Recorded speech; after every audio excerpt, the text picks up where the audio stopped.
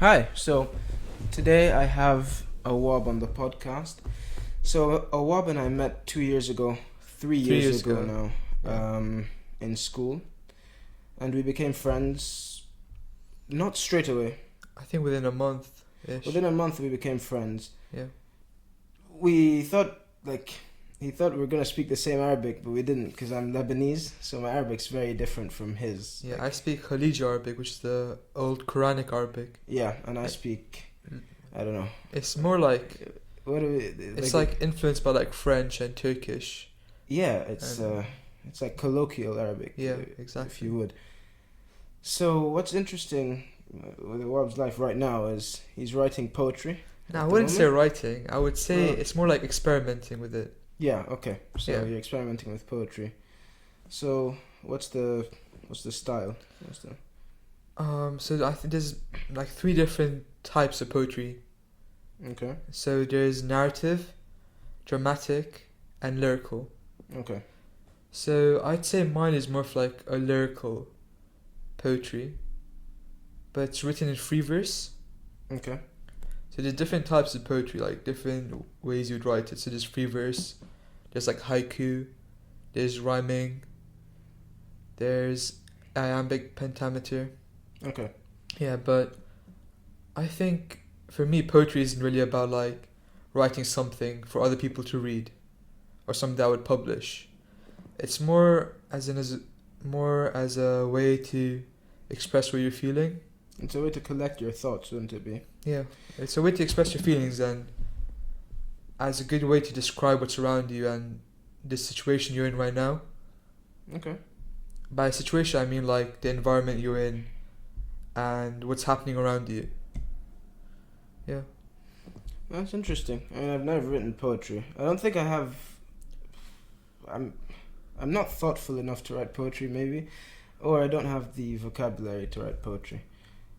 And I've never been the sort of person to be creative with my words in that sense. I use words as a tool, really, just to express myself and to express ideas. I wouldn't use it to. Well, what you're doing is like collecting your thoughts. I collect my thoughts by speaking a lot of the time. Yeah. It could be a good thing, could be a bad thing, because sometimes you say stuff and it's like you're not meant to say, but Exactly. Just speak. Sometimes speaking what's on your mind directly without having a filter isn't exactly the best thing sometimes. I know it's not the best thing. We were talking about this, Yeah. but I think it's a good thing for me, anyways. Like, it's better for me to be an open book than to be secretive, or not even secretive. What would it be like? For me to not. So it's better for me to be an open book and just say what I think all the time, because then people know who I am and they know how I think in the first place. You know. Yeah. Yeah, that makes sense. So it just allows me to be free with everyone, just say what I want. Or Yeah. anyways, think how I want. No, I'd say for me it's the opposite. I wouldn't be exactly open or have like all my secrets all out in the open or like everything about me out in the open. Okay. Other than like a choice few people. Yeah. I mean, yeah. Because That's there's the like thing. loads of things about my life that I keep private other than like my close friends that I know. Yeah. I've been talking about. Well, yeah. Obviously, there's some things that you just tell people that you want to tell. No, but there's things about you that like you're very open with people. Yeah. I would say that.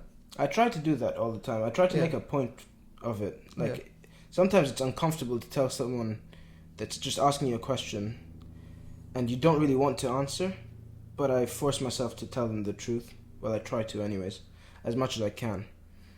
No, that's the thing. I'm not saying I would lie. No, I know. I'm not saying I wouldn't say the truth. I You wouldn't just- tell the truth, but I wouldn't just like be open with them and tell them whatever comes on my mind. Yeah, yeah.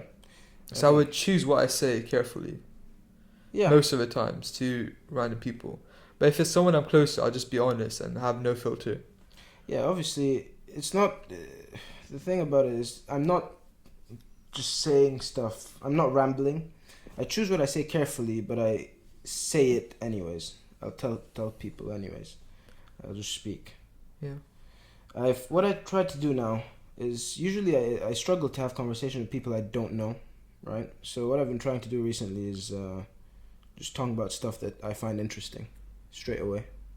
Yeah, no, So- I remember you telling me about Yeah, this. Yeah. Sometimes it might drive people away, and like, what the hell is this guy doing? It's like, Yeah, but that makes no sense. Like, imagine you just like I meet you for the first time, you just start rambling about physics yeah, or something. And we wouldn't have been friends then. yeah, but Like- we still spoke about stuff that we both found interesting. Yeah, but not right away. Not right away though. That's the thing.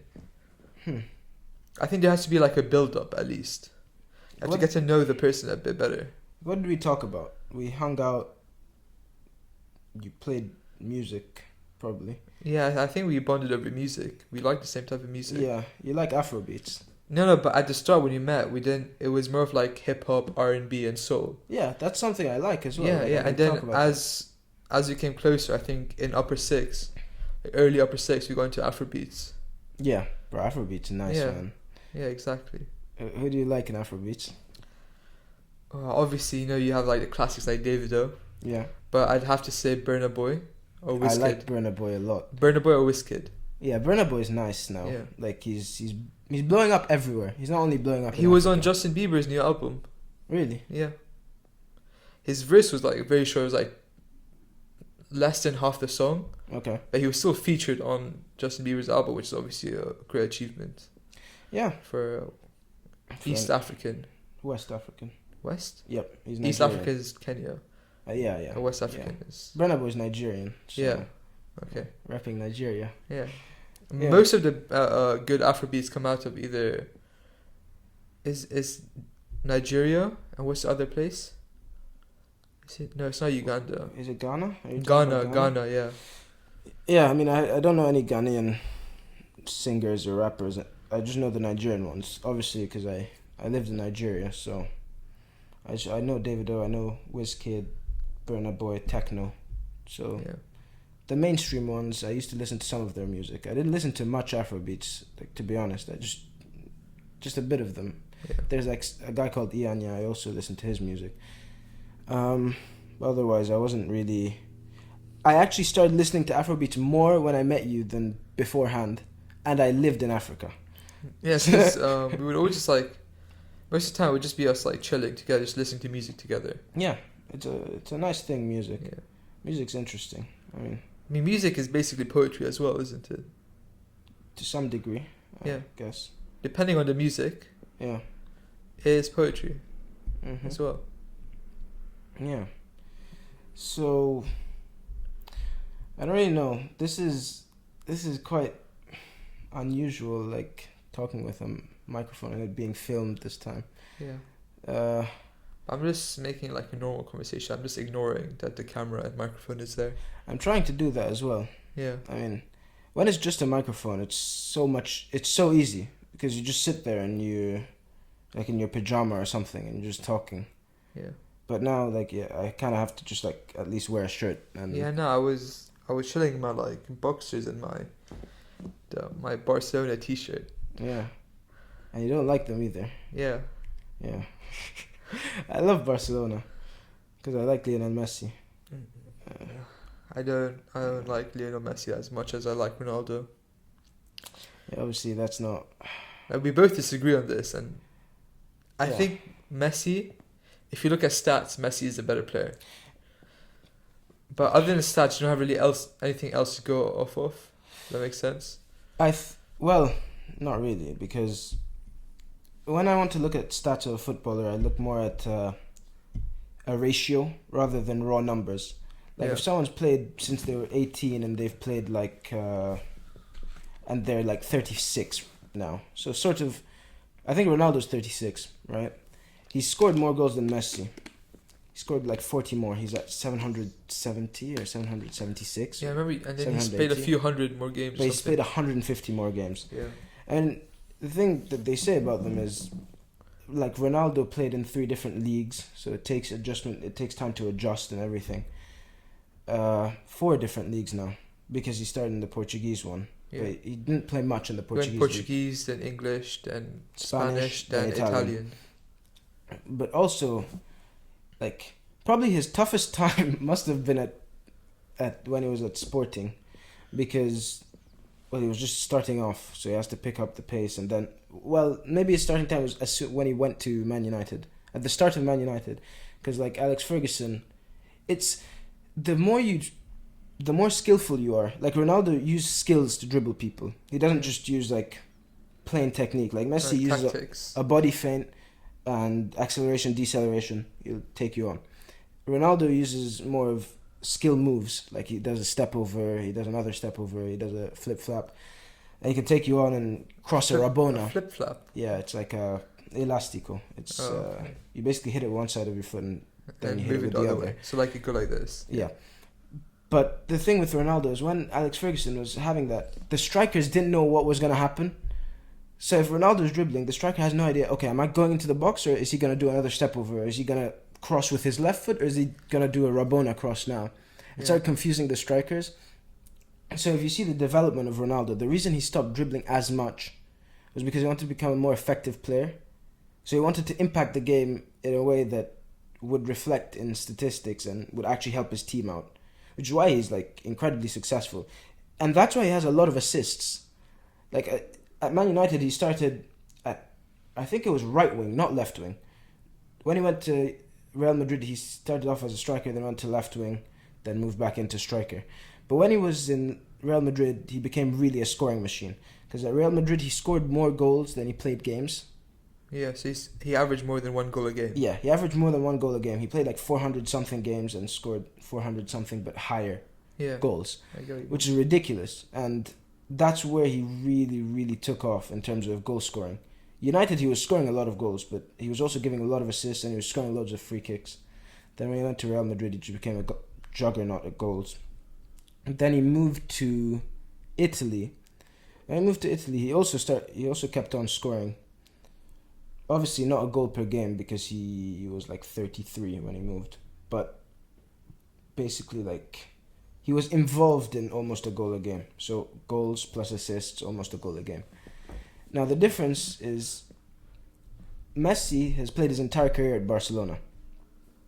So people go, well, maybe that's why... He's acclimated to playing there. Yeah, he's acclimated, but that's also... his environment, yeah, isn't it? But like, when you move from Man United to Real Madrid at the time, it's not really a downgrade.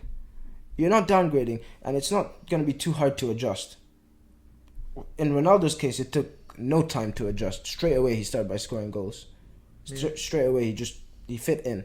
When he went to Juventus, same thing. This guy's one of the best players ever, right? So it's not going to be hard to adjust.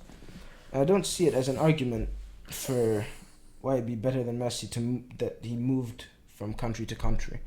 Like, why is that an argument, you know?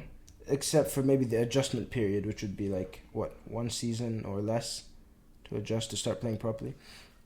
And the thing with Messi is, the first stages of his career, his coach tried to suppress his dribbling, because Messi dribbled a lot. And that was... The main feature of Messi's play when he was younger was dribbling and speed, like ridiculous speed when he's dribbling. And the ball control he had was unbelievable. No one had seen anything like him except for Maradona, but he wasn't as fast when he was younger. Yeah. Maradona wasn't as fast as Messi when he was young. And so what happened with Messi was, I don't know if it was Rijkaard who was his first coach. Frank Rijkaard. Possibly. Anyways, they were in a friendly, and I think Messi was 16 or 17, and so what happened was the coach of Juventus, Fabio Capello at the time, had him... They were just playing a friendly game, and he asked Rijkaard after the game, "Can I take Messi on a loan?" And they said, "There's no way you're getting Messi. There's no way."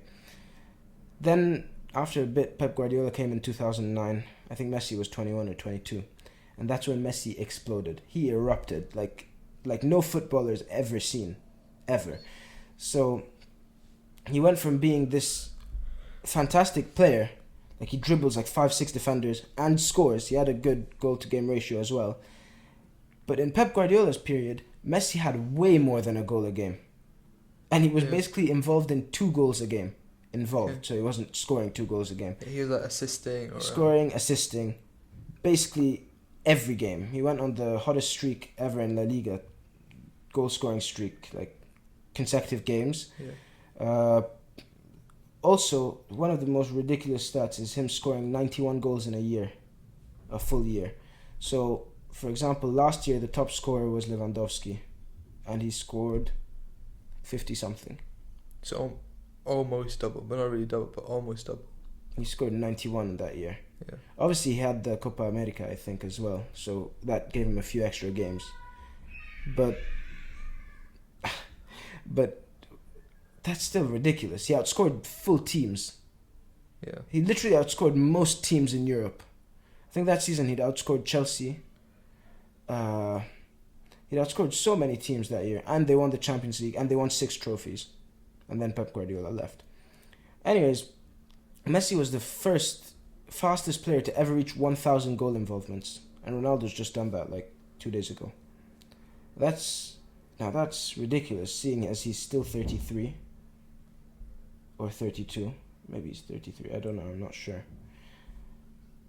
But that's so much faster than Ronaldo's pace to getting to 1,000 goal involvements. Even if Ronaldo was basically an assist provider at Man United, predominantly. He was scoring goals as well, but his first job was to get assists, and he was doing that. But Messi's first job... Messi hasn't had a position where you can go, this guy should be scoring goals, or he should be getting assists. He plays on the wing as well, doesn't he? He plays on the wing, but not really. If you look at his heat map, he moves more towards the center, but in midfield. If you look at his heat map... like a center forward. No, it's like a midfielder's heat map. Really, it looks like a midfielder's heat map. If I just showed the heat map, it would look like he's playing at center mid or central attacking midfield. But he's actually... Like you. But he's actually... Yeah. He's actually playing up in front, and he's getting a ridiculous amount of goals. Yeah. From midfield, basically. Which is why I find it so impressive. And he's tying assist records, breaking assist records left, right, and center. And just watching him play is really entertaining. There was a season where I really watched football all the time. 2017-18, the 2017-18 season. They didn't win La Liga. They came second, Barcelona. I think Real Madrid won that season. But Barcelona won the El Clásico, which was the only highlight they really had, seeing as they exited the Champions League after being embarrassed by Juventus. But every game Messi played that season was really a game to watch. Yeah. He was averaging like an 8.5 rating out of 10. Every game he'd take on like 5-6 defenders. His dribbling average was 5.5 dribbles per game. He had a lot of assists. He was top scorer. It was insane to watch. It was really, really entertaining to watch. Like now he's still getting the same amount of numbers. He's not dribbling like as successfully. His success rate has dropped by like 4%. Dribble success rate. It's not that bad, but it's not the same, is it? It's not the same to watch. Yeah. Because when he's taking on defenders, you're like, this. No one's gonna take the ball off this guy. It's really something to watch. It's really. I think the eye test really sways me towards Messi more than Ronaldo. Like I wouldn't turn on the TV and watch 90 minutes of Ronaldo. He's gonna get 35 touches of the ball. He's gonna maybe score a goal. So what you're saying is Messi's just more entertaining to watch for you. He's more entertaining, and the stats back him up as well for me. Yeah. And in general, the stats do back him up. Goal to game ratio, it's higher, and assist to game ratio, it's also higher, and contributions altogether are also higher, and the ratio of contributions per game is also higher. All the important stats and he has more trophies, but Ronaldo has more Champions Leagues, and he has more individual accolades, Messi. Ballon d'Ors. Yeah, but Ballon d'Or is kind of a joke. He has one more, right? He has one more, but he has 2 more golden boots. Okay. Right. I'm not gonna lie, I don't like football. Isn't something that I will actively watch by myself. Yeah. Like you enjoy turning on the TV and watching football. Yeah, I mean, I put games on that I enjoy. Like the teams that I like watching are teams that have possession and play quick football. Sort of like Pep Guardiola's teams. So Pep Guardiola's at Barcelona, I liked watching, even if I was young, so I wasn't really watching much football. Yeah. Watching them in hindsight is still nice. Because you could just go onto any video of any game, not even a highlight, and it'll be impressive. Because the way he put them up was to really, really play like a machine. It was like a juggernaut of football, well-oiled machine. When he went to Bayern, same thing. And now at City, what he's doing is really, really impressive because he had to adapt the game he had to adapt his style of coaching to the English game. Because when he went there and tried, like, the way he was playing at Bayern, and well, he also adapted for Bayern because the German league's more physical than the Spanish league, and then the English league's way more physical than any other league. Yeah. And every team can cause trouble to every other team, which is why it's entertaining to watch. Yeah. And so he had to adapt his game. He had to, like, get stronger centre backs. Like, the centre backs he has now aren't like the centre backs he had at Barcelona. He had Piqué at Barcelona, who wasn't very fast, and Puyol. Puyol was a really good centre back. And then he had a few substitute centre backs. But the thing about them is they were footballers first, the defenders second. These guys knew how to pass the ball and cross the ball, go score some goals. So they were like all-rounders, basically. Yeah, that's what you say. They were good at passing. Puyol wasn't very great at passing. He was just a leader. He was the captain. Yeah. But now at City, for example, Ruben Diaz knows how to do everything. But he's a defender first. Like, his main priority is to be able to not let the ball get in the goal at any cost. Like, against Paris, he wasn't really... his pass accuracy wasn't that high. This guy was just clearing. He was blocking shots left, right, and center. His main priority was to defend before just playing to your left back, playing to your right back, and everything like that. So that really helped him out. You know, there's Barcelona have their own team in Spain for polo as well. Really? Because polo and F1 are the only two sports I watch. Yeah. Okay. You watch Formula 1? Yeah. I started watching that quite recently. I watched a movie about Formula 1. It made me like really... Which one? Really, it's called Rush. Rush, no, I watched that one as well. It's with Niki Lauda. Yeah, Niki Lauda and whatever the English guy's name is. Yeah, I can't remember. He's played by the guy from Thor. Yeah. I know Chris the guy. Chris Hemsworth, yeah. So that's what got me into Formula 1. Watching racing, but I still don't watch it. Yes. Like, it made me want to watch it, but I still don't watch it. Like, the sports I've started enjoying more and more. Like, the thing with my family is when I went back to Nigeria, everyone started playing basketball. Yeah. My cousin grew really tall. Ralph? No, Ryan. He's like 6 something now, 6 foot something. And my brother's growing, he's already taller than me. And he's like, the genes just skipped you. The genes just skipped you. The skipped height, you over. Yeah, like, I'm the shortest non-baby in the family. Oh, you took the genetic L. I'm the shortest person that's not a baby, basically. So you're the shortest person who can grow facial hair? No, maybe some people still can't grow facial hair and they're already taller than me. Like, I'm 5'7". Yeah. In centimeters, that's 170. And anyone, like... I'm shorter than everyone except from the age of 12 and under. There you go. Yeah, but do you want to know something interesting about height as well? You can still go. It depends on your posture as well. So around like 2 months ago, when I went to like the doctor's office to measure my height, I was at 6 foot, and I was always at 6 foot. But as soon as I like fixed my posture, I was at 6 foot 1.5. Okay. So like that means like straightening your back, you know, like hunching your shoulders and stuff, straightening your neck. Well, then I get to like 5'8".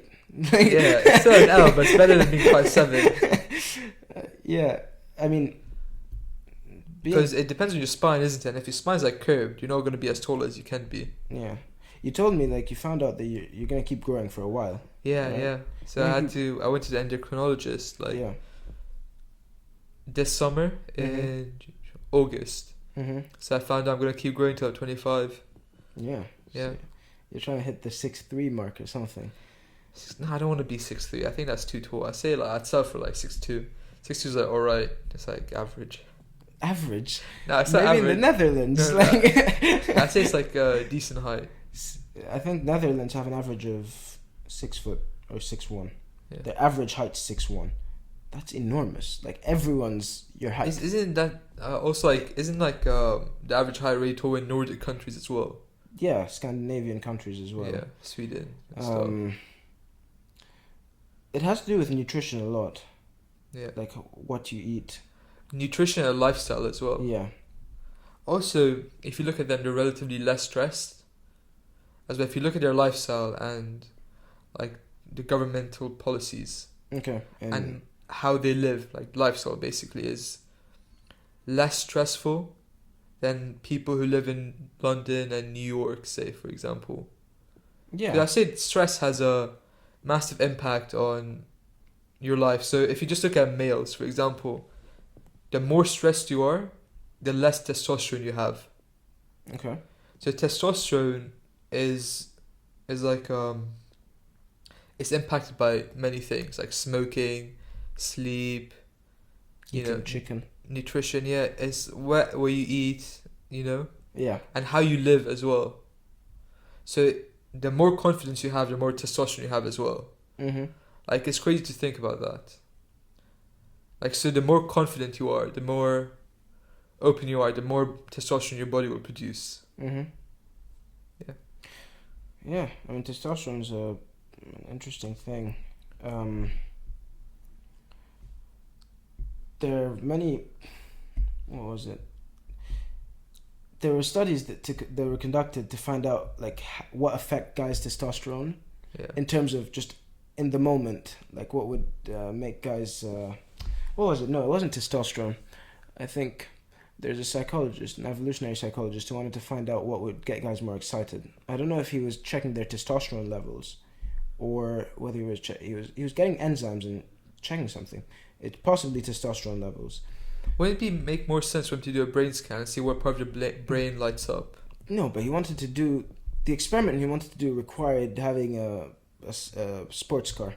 Okay. So what he wanted to do with the guys was he wanted to put the guys in a sports car, and then he wanted them to drive slowly in a populated area where there are a lot of women, to find out whether their testosterone would go up because they're in this nice car, so people are more likely to look at them. So Yeah. maybe it'll They feel boost more their confidence, confident, right? Yeah. But then he also made them drive on empty highways, just empty highways with no one there. And the results showed that the testosterone was the same both times. Which is really interesting because like that means just the fact that you put a guy in a nice car just boosts their testosterone so much to the point where they don't even care if people are looking at them. Yeah, exactly. No, I can imagine that because just enjoying the ride. Yeah. As well, just enjoying being in the Yeah. car. Yeah. Yeah. Or maybe like it could be Maybe a better way to do it would be to just do the same experiment but with different cars. Yeah, well obviously if they're Maybe. just driving a normal car, testosterone's going to be at normal levels. Yeah. Except if maybe they're driving it fast or something, and then testosterone will go up. Possibly, anyways. Maybe testosterone, adrenaline, because testosterone would be a byproduct of adrenaline sometimes, isn't it? Yeah. Yeah. Yeah. Have you been reading any books recently? Yeah, no, I started this as we were talking about poetry. I started a book by Walt Whitman. It's Walt Whitman is a poet from New York. He's known as the founding father of free verse. Okay. Yeah, and there's this book by, you probably heard of it. Fault in Our Stars. I think I watched the movie. There's a movie for it, Yeah, right? it's like a drama, romance, teen movie, coming of age movie. I think I've watched it, yeah. So there's like these two kids, there's a girl and a guy. They both have cancer. Okay. Basically, that's the gist of the movie. That's basically the movie. Okay. And the author wrote this other book called Paper Towns. Okay. And I read that book, and in that book, Walt Whitman was mentioned. So I was like, oh, interesting. I'll get his book. I started reading it. It's very interesting. So, is that his style? What's his style, you'd His say? style is free verse, so his styles it's not anything about like rhyming or anything, just about like him writing about nature Mm-hmm. or him writing about his life, because his poetry is influenced by people who were fighting the Civil War at the time. Where? in America. Okay. Because he, as I said, he was from New York. Okay. Yeah. So this was also during the era when Woodstock took place as well, I think. No, wait. No. Okay. So basically, his writing was inspired by the Civil War, Okay. but also it was inspiration for many artists who performed at Woodstock. Okay. You know Woodstock, right? Tell me what Woodstock was like a very big festival of like rock. It's like a hippie festival basically. Okay. Yeah, in 1960s I believe. And is it because of poetry you got interested in this guy, or was it just because you saw his name come up somewhere? His name kept coming up in the book I was reading, and Okay. so I just like did some research, found that he was a really good poet. But other than that, one of my favorite poets of all time is Rumi. He's a Persian poet. He invented Sufism. Okay. So you know Sufism, right? No. You know those whirling dervishes. I don't know much about poetry at all. You need to. No, whirling dervishes isn't even poetry. Okay. It's those guys that dress up in like those dresses. Okay. And they wear like those hats. There's like red hats, and they spin in circles. Okay. And so that's supposed to bring ecstasy to you and bring you closer to God, apparently. Okay. So he invented that, and he's a Persian poet from the 13th century, I believe. And he wrote the Masnavi, which is one of the best-selling books in America as well. And it's basically his life stories. Yeah. Okay. And his style of poetry is dramatic poetry. So he writes about war, love, and he likes to romanticize everything. So he romanticized the idea of love. He romanticized the idea of war and politics. So tell me what you mean by romanticizing, because I was talking with friends and I don't really know the definition as like in detail. What would you say it is, like romanticizing something or romanticism? Because I want to know what it means. See, because it might be misleading, like the word itself. Yeah, exactly. No, I know what you mean, because I think romanticizing means something else to everyone. To me, if you romanticize something, you would make it seem more emotional than it is. Okay. If that makes sense. Yeah, I was trying to find the. So definition. romanticizing means that's less logical, and it's more emotional. Okay. For me, at least. So it's more for love. You do something out of love. You do something out of jealousy. Alright, so it says emphasizing inspiration, subjectivity, and primacy of the individual. So, kind of what you were talking about. Yeah. And then the state of, or quality of being romantic, which just comes back to, obviously, what you've just said. Yeah. Okay.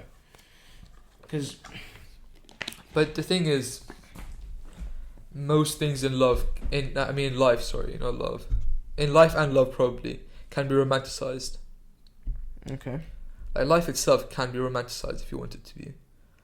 But I don't think that's true. I think the older you get, the less things are romanticized. The older you get, the more life you've experienced, I guess. Like, you start having a more, what would it be? Broad and logical view of the world. Yeah. You don't get more logical when you grow up. You get more wise. You acquire wisdom. Because there's no correlation between wisdom and intelligence. Yeah. It's a weird thing, because you'd assume the more intelligent you are, the more wise you are. But also, like... But what would you say wisdom is? What, like common sense?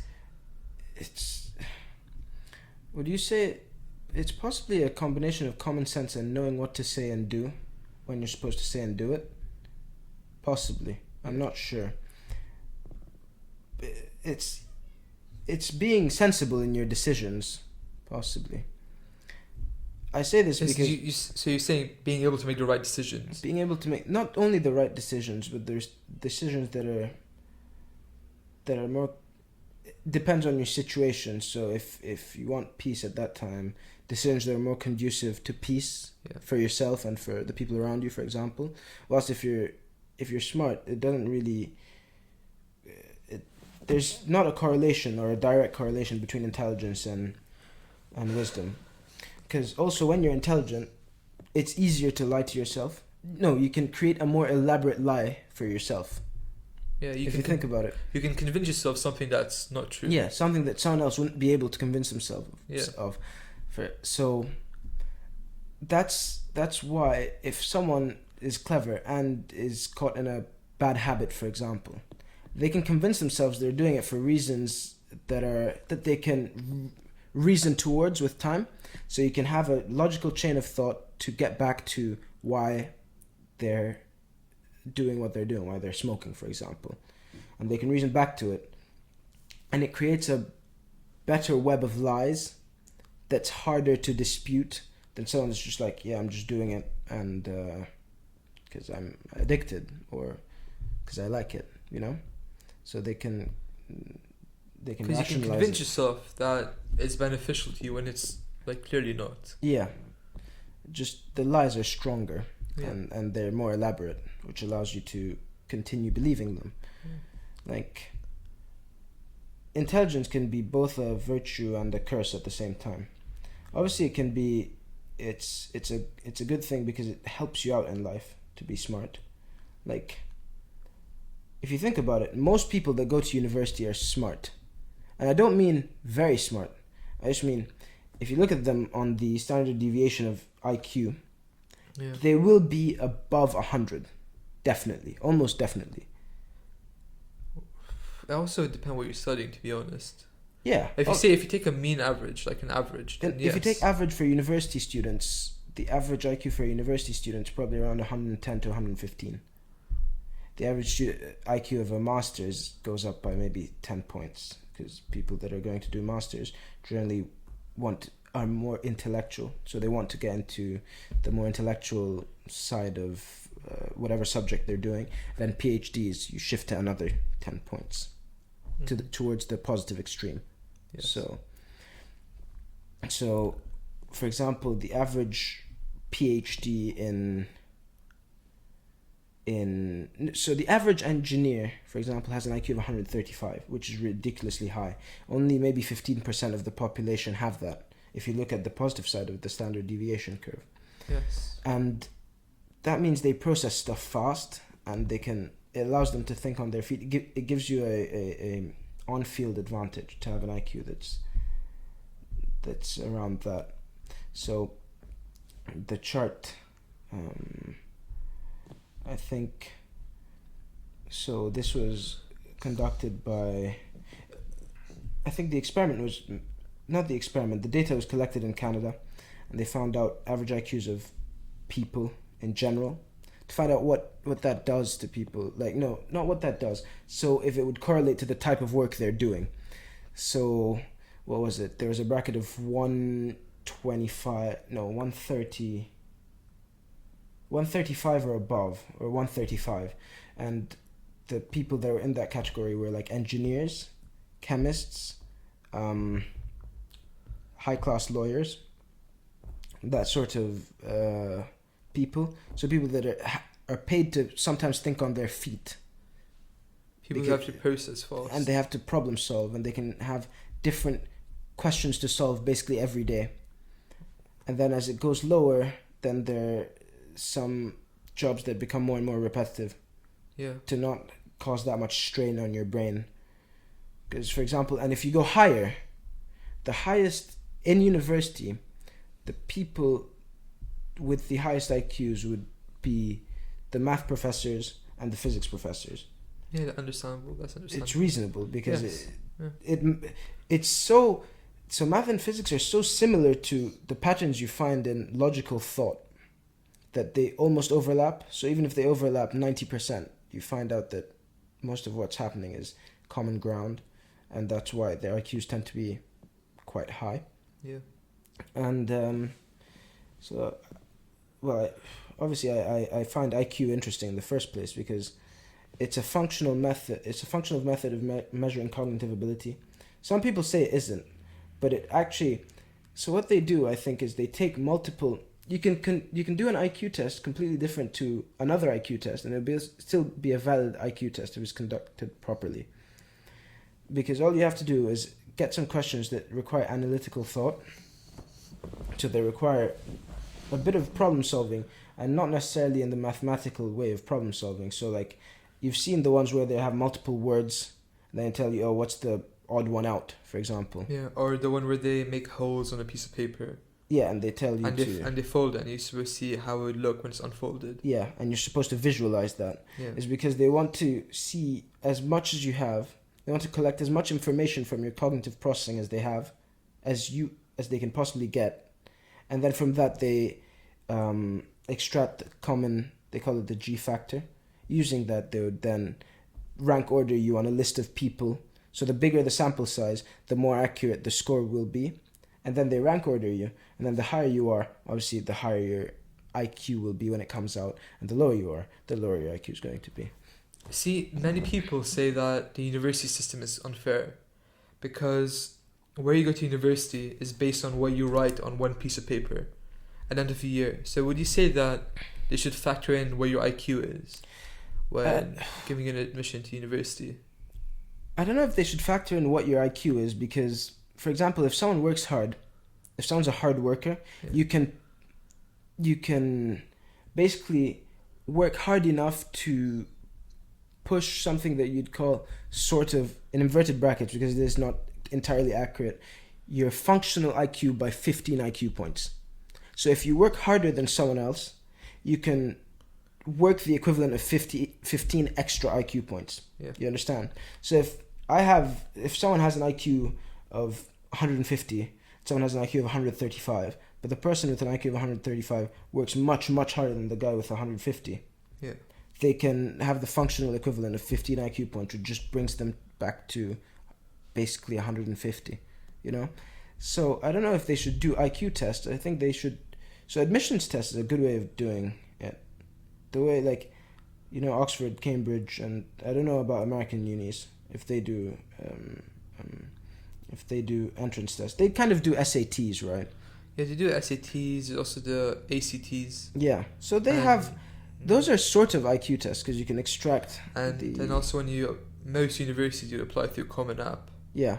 And through the Common App you have to write your own like personal essay, which puts like a it's a personal touch. Yeah, personal statement. But for every uni, different. It's different. And it's different questions as well. Okay. So if you apply to the UC, so University of California's, they have a set of different questions that you have to do.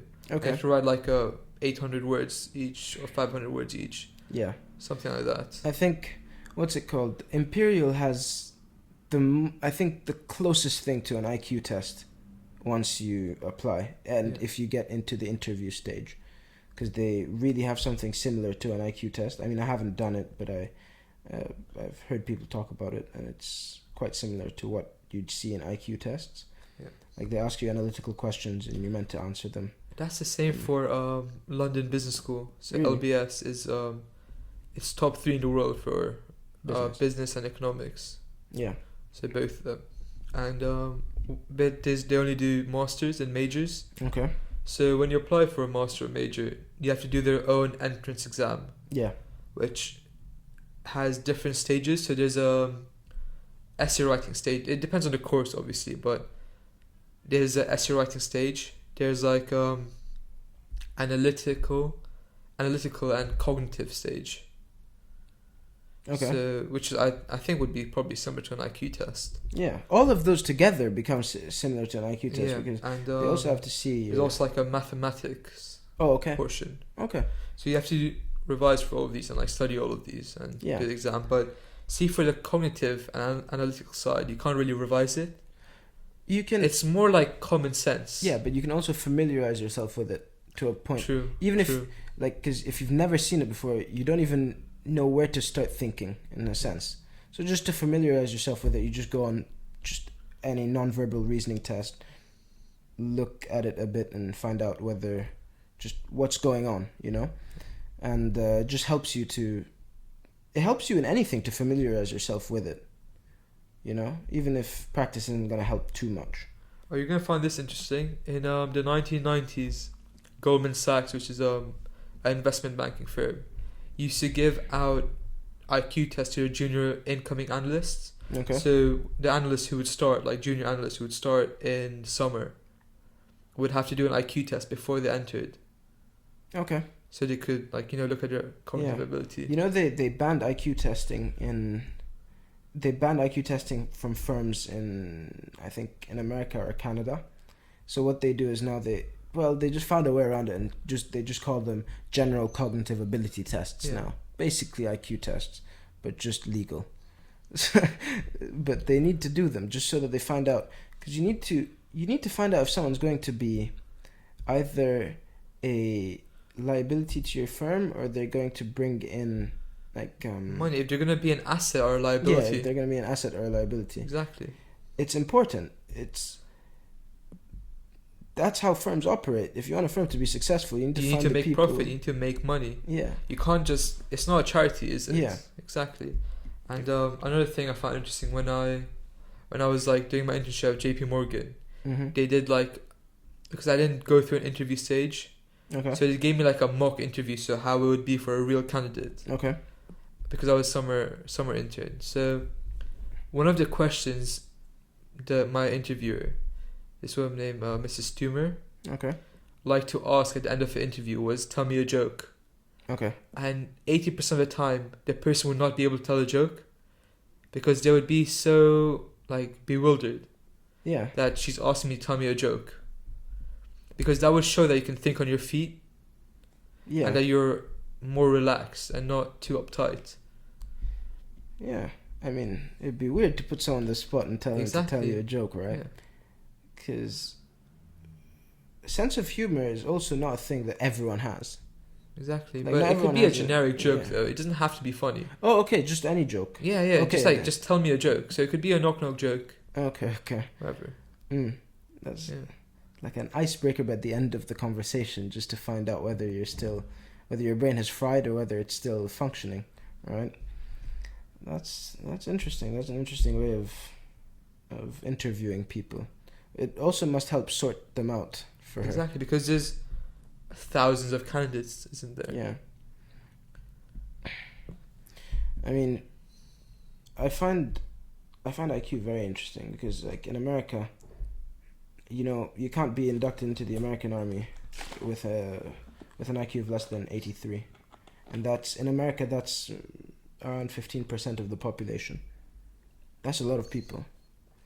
And so what do they do? Because you can't get inducted into the American Army to do the most basic job that they can find for you, because they think you're more a liability than an asset. So what can you do? It becomes hard. I think it's... You could work extremely menial tasks. The thing is, like cleaner. You have to do something repetitive, and ice cream scooper, something like that. I mean, it's menial tasks, basically. Yeah, it's unfortunate that we have such variance in humanity. It's not unfortunate, but it's not a very great problem to have, Yeah, but luckily we both don't suffer with that problem, so it's not an issue. Yeah, the thing is, because of circumstance, you probably won't meet many people that are on the low end of the IQ curve. Yeah. Just because of who you are, because you go to university. So most of the people you meet will either have IQs hovering around yours, or can be higher or slightly lower. You'll be able to hold conversations, but holding conversation with someone that doesn't, in the first place, not many people like to talk about conceptual ideas, right? Yes. And the more practical and pragmatic your life is, the less likely you are to even talk about or think about those ideas in the first place, So some people just don't want to think about them at all. And it would be hard to hold a conversation if you wanted to. Or it'd have to be a practical conversation. Yeah, a conversation about maybe how to fix a car. Not even how to fix a car, maybe how to sweep a floor properly. Or maybe how to fix a car. That's possible. Fixing a car would be... It's complex. Yeah. But maybe it would... Maybe changing a tire. Maybe changing a tire or something basic. Yeah, possibly. I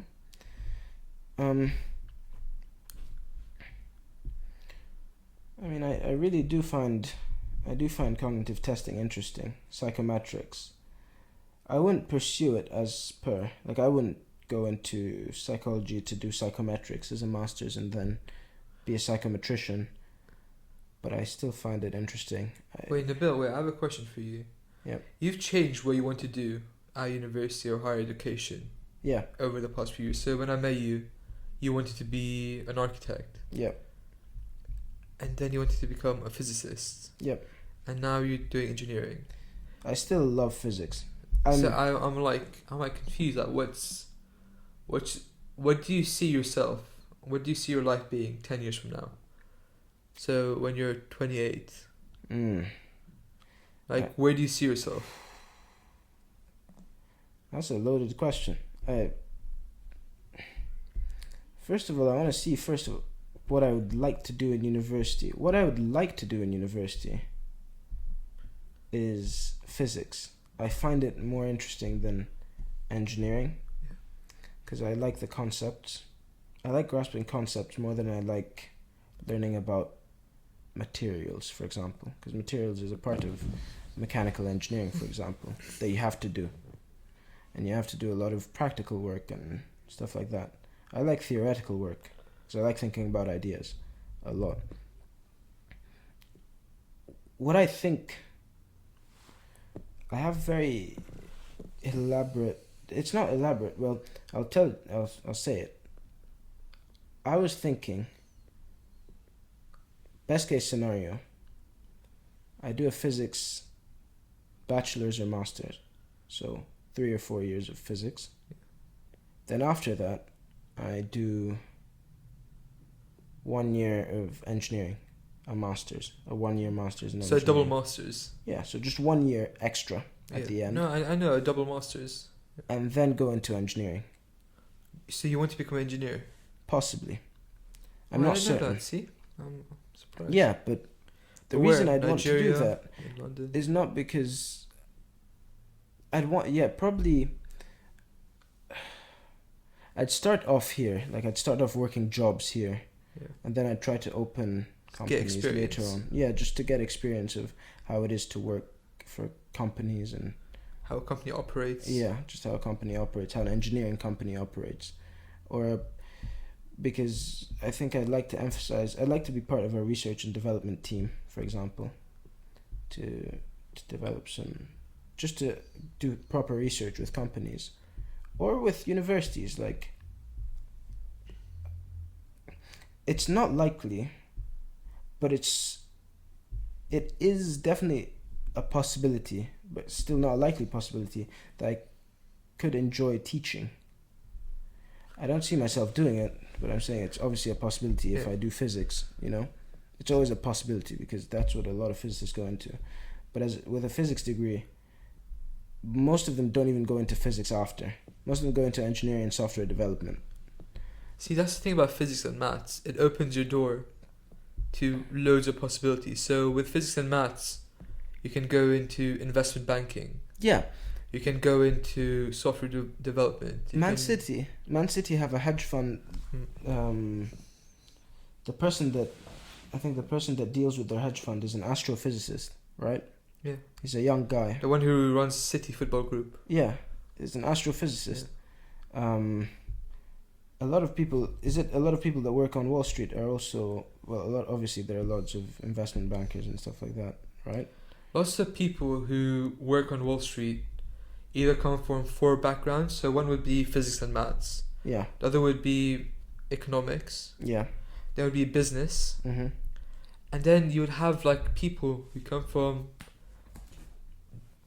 backgrounds you wouldn't expect to end up in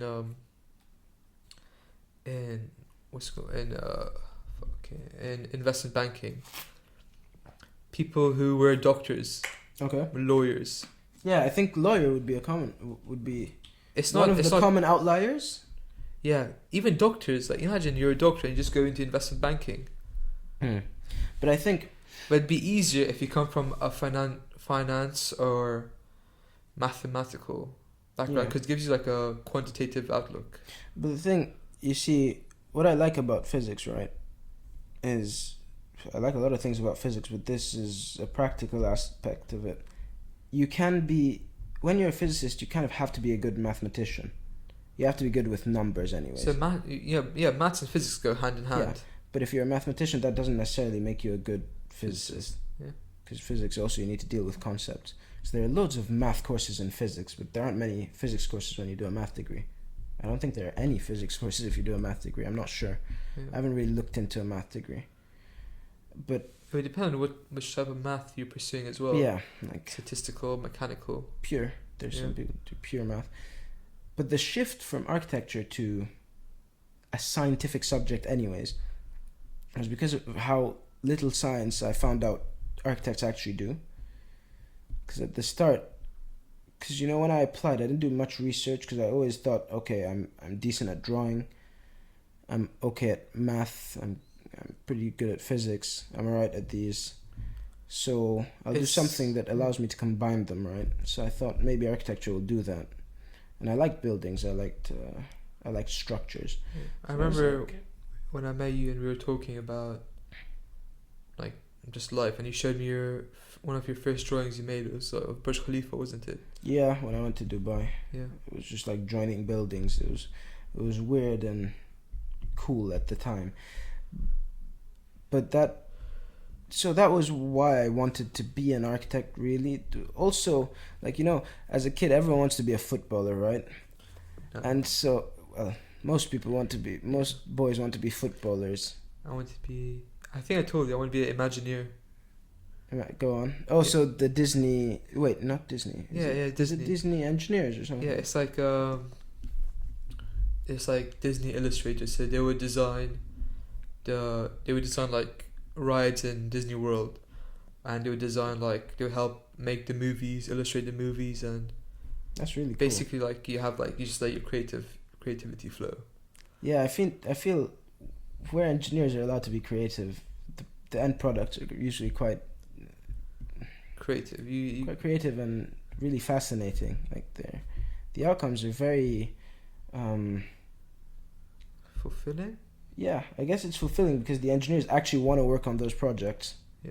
It's something they enjoy doing, which is why they're there in the first place.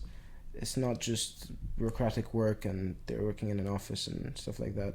Everyone's allowed to use their creativity, and everyone's allowed to also use their engineering skill, their mathematical ability and all of that.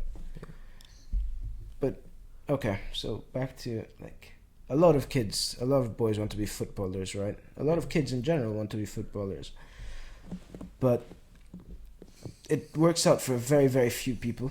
But you could have actually become a footballer though. Possibly. I don't have the fitness to be a footballer. I don't have the workout regimen to be a footballer. I could do that. You could have the regimen, because if you just replace your regimen for studying with a football regimen. Yeah, but then my studies you'd have to sacrifice. You'd have to sacrifice things. And so football is a sacrifice I made at the end of the day, right? And I think it's a fair enough one, because I still do play, but just to have fun. Yeah. And rather than it does. If being a professional is even on the cards whenever it happens, I'm fine with it happening for just 3 or 4 years. I wouldn't mind. Yeah. I'll have my fun after university. So I'm 23, 22. Just play for 2-3 years, and that's it. If I am to ever play professional, first of all I have to become fit again, properly fit. I have to get my cardio up, work on my technique, and then start playing again. I can't just go in and play for a team. That's not how it would work. But when I was younger, I was really into football, so I thought, football's plan A, architecture's plan B. So I never really sat down and thought about architecture that much, Yeah. So I never really sat down and said, why do I actually like this a lot? But then when I had to apply to university, I was a bit younger than people in our year. I was slightly younger. So Wait. just a few months. You're younger than me. I'm younger than you. Yeah. But I'm younger than almost everyone else. Yeah. So when everyone was 18, I was still 17. When everyone was 16, I was still 15. Yeah, when you both started university, you were both 17. Yeah. Yep. So what happened with that is, so I'd always been okay, I'll play football because I'm younger. I'll play football, hopefully professionally. And if that doesn't work out, I'll do architecture, right? So I used that and I applied for architecture to universities. But what I found out, there were moments that were crucial in making me find out that I didn't want to do architecture. One was, I think I said moments, but there's one really crucial one. You remember when I was doing the drawings for UCL? Yeah, I remember the watercolor drawings and some of the 5 drawings. I remember they were really good drawings. Yeah, they're really creative as well. Like the one of was it big school and there was like people playing football and then a wardrobe that opened. Yeah. So, first of all, I really didn't enjoy doing those drawings. I really, really didn't enjoy doing those drawings. Really? Yeah. I remember you would stay up till like 1 a.m. at night doing the drawings. Yeah, because it's... Was it more because you had to? It's because I had to, but also I also like doing stuff properly when I'm doing them. Yeah. You know? So, if I'm going to start drawing, I want to finish it and make it good. Yeah, I agree with that. That's something I would do as well. Yeah. But I didn't enjoy doing it. I was like, oh, okay, this is fun. This is my idea of fun. I had fun in many ways. I had fun playing football. I had fun with my friends. I had fun doing math and studying for math exams and doing math tests. I also had fun helping people out with math, you know. Even if I wasn't doing the most advanced mathematics, it was still something I liked doing a lot more than drawing. Like, I can probably count the amount of drawings I've done in my entire life, you know? Really? And most people that are applying to something like architecture or art can't be able to count how many drawings they've done their entire lives, you know? I can't count how many drawings I've done in my entire life. Most people that don't know how to draw have done more drawings than I have in my life. I know. I can count how many paintings I've done. I've never painted. Really? I've painted probably like once and it was really bad. It wasn't good. I painted 7 paintings. Yeah, I've never painted. Yeah. I don't see myself painting either. I think if there's anything artistic I'll do, I want to learn how to play the piano. Piano, yeah. You want that too, don't you? Yeah, I know. Yeah. I know how to play what's called Twinkle Twinkle Little Stars. But that's like very basic. Yeah, now I want to actually learn how to play. I need to see. Hopefully, if I'm not studying a lot during the summer, I will play piano for like 2 hours a day. Yeah. Every day. And maybe I'll make a dent in learning how to play it by the end of the summer. Probably will. You know? I think I'll take you like less than a month to learn all the keyboards. Probably. Like the I don't know. I mean because really it's repetitive, isn't it? It's like it's repetitive. It shouldn't be that hard, I think, because it took me like 20 minutes to learn how to play Twinkle Twinkle Little Star, but that's like very basic. Yeah. But I learned like the keys. Like there's a G, F, and then it goes from like low pitch to high pitch. Yeah, I mean it would take a few years to actually become good at it. So it's a long-term investment, especially since we're older as well. Yeah, it'll be harder because the older you get, the more plastic your brain becomes. I'm talking about plastic as in non-malleable. Yeah. So the less information you'll be able to learn, and as fast as a child, which is why like if a child is in a bilingual or trilingual like family, they pick up a lot of languages and they pick them up fast. Exactly. But same way we did as well. Yeah, when you grow up, it's hard to pick up a language. Yeah. Because you're not speaking to anyone in it all the time, and it's not a constant. Yeah, it's not a constant, and it's harder to actually learn it. Exactly. Your brain wants to make foundations and stick to those foundations, which is why it's hard to unlearn something you've already learnt. Not in the senses you can forget stuff, but the basis of your knowledge, it's hard to shift that. You know? I don't know how I'd explain this. So let me think about how I'd say this in a practical sense. I understand what you're saying. So what you're saying is like when you're a kid, your brain is more easily manipulated and you can process new information easier. Yeah. But when you're older, it's harder to take in new information and make sense of it. Yeah, especially if it doesn't fit in with your foundational knowledge. Yeah. Like the basic tenets of your knowledge. Yeah. If they're different, you don't actually acquire information as efficiently as you would as a child. Which is why it's. I mean, maybe, we were talking about this before, like, if you're a clever child, you actually don't learn how to study for a while. Yeah, no, that's a problem I have. We were talking about that. That's a problem. Yeah, so because I said a relatively clever child, and to this day I've never learned how to study. I've always gone off easy with there's never been any consequences to me not studying, which usually like spurs people into studying. So I got my GCSEs, where I got like A stars and A's. A levels were decent. My A levels weren't good, but I got into good universities. So I got offers from like good universities in America and the UK. Yeah. And even now in my university, I'm not doing as much. I'm not studying, but I'm still getting above 90% in my exams. Okay. So I don't know. I don't know when I'm going to learn how to study, because the act of just sitting down, opening your books, and starting to study and write is something that's just so unappealing and alien to me. Okay. I mean, I'd rather spend that time doing something more useful or something that I get a joy out of. Yeah. More productive in your idea of productivity. Yeah. Okay. So the thing with me is, I knew I was being unproductive. No, I know I'm being unproductive, but I was doing it anyways. But I haven't faced the consequences of it yet. Yeah. I mean, so what happened, I was in the French system till about year 13, 12. So till year 11. Year 11, so GCSEs. I was in the... Class 2. Okay. So till year 11 I was in the French system.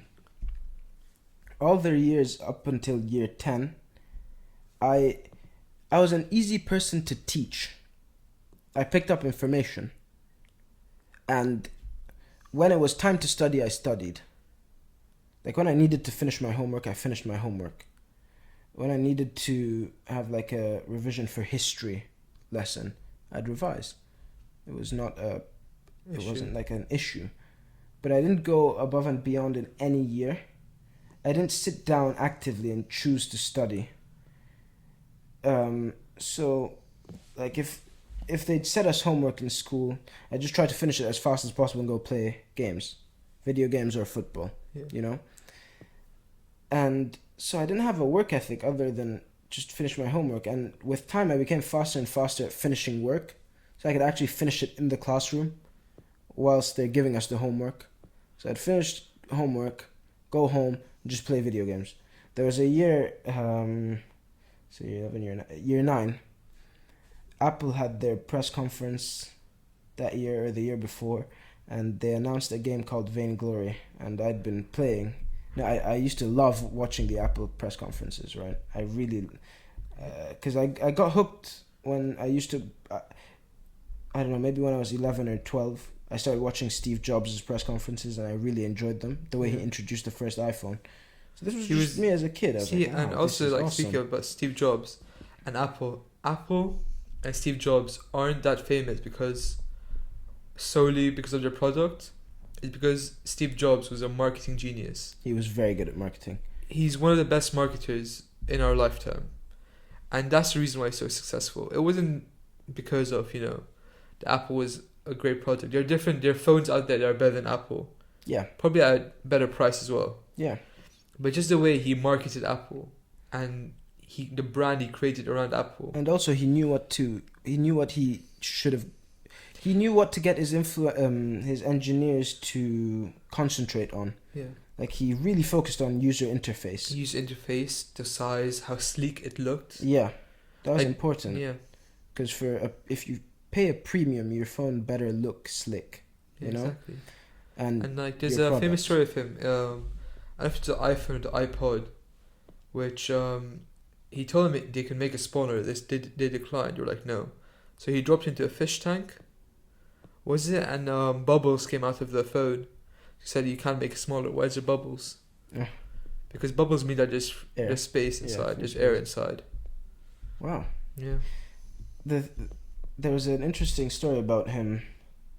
So, when Apple was developing the iPad, so you see, you know, the iPad doesn't have the built-in calculator app. Really? Do you know that? No, I didn't know that. So the iPad doesn't have the calculator app, right? And every year everyone's like, so why the hell does the iPad not have the calculator app? And I was watching something. I wanted to find out about it recently as well, because I have downloaded just calculator apps on the iPad. And I was like, so why isn't it a thing? So I researched it and I found out the reason it isn't a thing is because when he told his engineers to work on an iPad, on a tablet, they were maybe 2 months before release. And he found out that what they were doing was doing a scaled up version of the iPhone calculator for the iPad. Ah. And he told his engineer, his chief engineer at the time. It would be just like buying an iPad that's expanded, basically. Yeah, so the calculator app would just be the iPhone calculator app, but big, right? So he's like, so what the hell is this? Why don't you have a proper calculator app? And they said, well, we didn't think we needed one. We'll just expand the iPhone one. So he gave them an ultimatum. He was like, if by release date you're not able to have a slick looking functional calculator app for the iPad, you won't have a calculator app for the iPad. And so to this day the iPad doesn't have a calculator app. I mean, I don't know, in all those years I'd assume someone else, like No, I remember Tim Cook would tell them to like when I build got a the calculator iPad app. Mini when it first came out. I remember having a calculator app because Maybe iPad Mini. No, the other ones don't. Like if I don't know go on about the this other. I don't iPad- remember about the other ones, but I remember it just because I remember using a calculator on the iPad Mini. Maybe you had it downloaded. Maybe it was one Maybe. of I those don't know. early downloads. You know. Maybe, I don't know. I'm not too sure. Not Yeah. something I Yeah. paid attention to. I don't know. Maybe the iPad Mini possibly could have had a calculator app. I can't remember.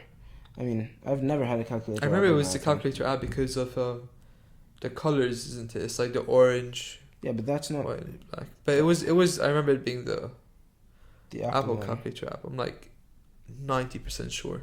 Yeah, I can look it up. I don't know. Let me see. Yeah, but before that, we were talking about work ethic. Yeah, I'm gonna come to that. So, yeah, you were talking about your iPad having the calculator app. iPad calculator app. So let's see. So, Apple iPad still does not support the iPad with its basic calculator app. So, Even the iPad Mini. it's never had a calculator app. So you can download free calculators, but the iPad's never had a calculator app. Oh. Yeah, we were talking about productivity. So basically, when Vainglory came out in year 9, yes, but when I started So playing it in fifths, year 9, basically. no, No, not fifth. Sorry. Removes. yeah. Removes. So I was 12 and I had a friend group, and I got everyone hooked on the game, all of my friends. Yeah. We'd like go to each other's houses just to play this game together. And it took a huge toll on everyone. Studies. Except yours. No, it took a toll on my grades slightly. Like I had a maybe 1-2% decrease in my average. But I was still first in the class, which is good. That's Right? what you wanted. Yeah. There was just one time it really it was bad because we had a substitute math teacher that came in, and that's what we were getting into trigonometry, so cosine, sine, and tangent, and I paid zero attention in his lessons because he had a really thick accent, and Monotonous voice. he was loud and everything. He didn't have a monotonous voice, but it was just I couldn't listen to him because I didn't know what he was saying, right? So I didn't pay attention and I didn't make notes for the trigonometry lessons. So what happened after was the teacher, the actual teacher, the main teacher, went for like every year in the French system. The teachers have to go for like they call it formation, which they have to go Teacher training. teacher training. Yeah. Every no, year. I think most schools have that. Yeah. Okay. So he went for his teacher training, so they had a substitute, and it was a guy that we'd never seen before with a really thick accent, so I had no idea what he was saying. Anyways, I think that's when we learned cosine and sine. I might be getting it wrong, because my memory on really old memories is quite bad.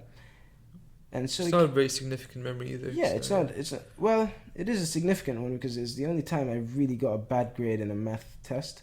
Oh, okay. So what happened was the main teacher came back and he was like, okay, you'll have a test this week about trigonometry. I'm like, yeah, of course, whatever. Yeah. I was like, yeah, sure, whatever. yeah, okay. We'll have a test, okay, yeah. So everyone had agreed that we're going to protest the test on the day of the test, right? And what everyone didn't tell me was everyone was actually looking at their notes to actually learn trigonometry.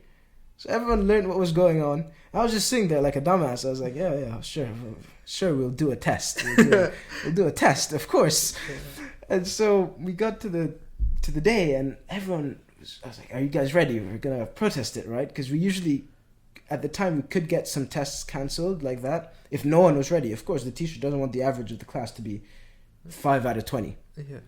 Because our tests were out of 20. So Yeah, okay, so 25%. yeah, You something want like that. 50% So- pass. So I was like so sure that the test's going to be postponed and I'll have time to revise for cosine and sine and that stuff, right? So yeah, okay, it's gonna happen. We're walking into class. The bell rings after our break. Everyone's Nabil, we're gonna get this test postponed. Everyone's like optimistic. Yeah. And so as we're walking into the classroom, we're like, sir, I'm the spokesperson this time because I was the catalyst in You're the leader. wanting to protest the test, right? So I go up to, sir, can we not have the test? No one's ready. And we didn't have you teaching us this topic. Yeah.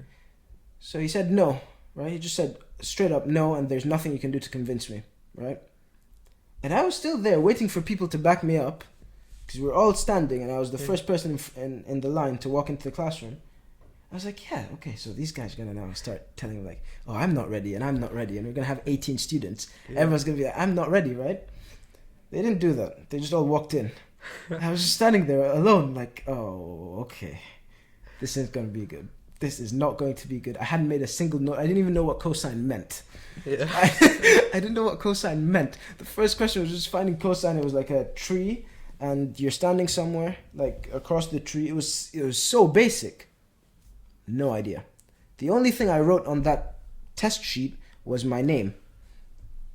I didn't use a pencil. I was just sat there in the class. I was basically crying. I was like, shit. I was just like looking like, oh god, this isn't gonna be good. This is gonna be one that's tricky to explain. Like, then the teacher spoke to me after class. He was like,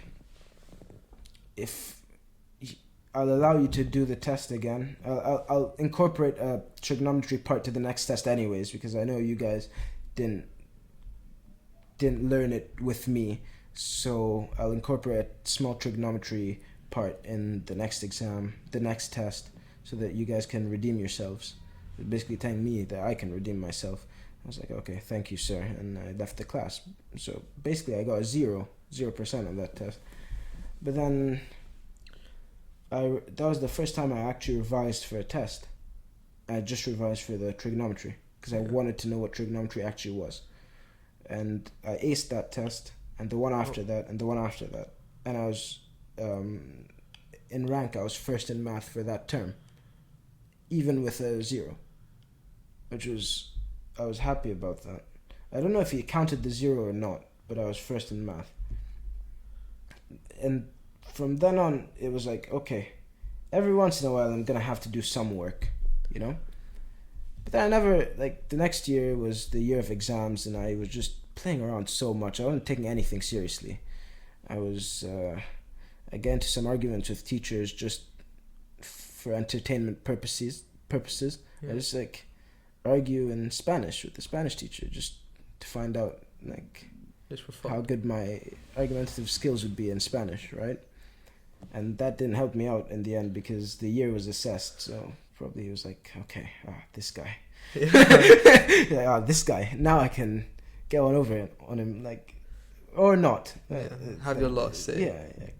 I'm gonna have that last laugh now. Yeah. I can't do anything about it. Like, See, but for me, it's not the work ethic that's the issue. Because I think I have good work ethic. Like I've been able to structure my life, especially like recently, around when I'm doing what's productive. So I've like structured my day in a way where I can maximize what I do. So I have a part of my day where when I wake up, obviously I'll get like breakfast and whatever. Then I'll just look at stock market and read up on news. Okay. Then later in the day, then I'll have university, obviously. All right. And then after that, it would be gym. And then at night, it would be me working on something for myself. So like my businesses and whatever. Okay. And then right before I go to sleep, that's when I would either draw Or write poetry. or write poetry or read poetry. Or read even like a book. It doesn't have to be, something that's poetry related. So my problem isn't the work ethic. It's about just like sitting down, studying, making notes. Yeah.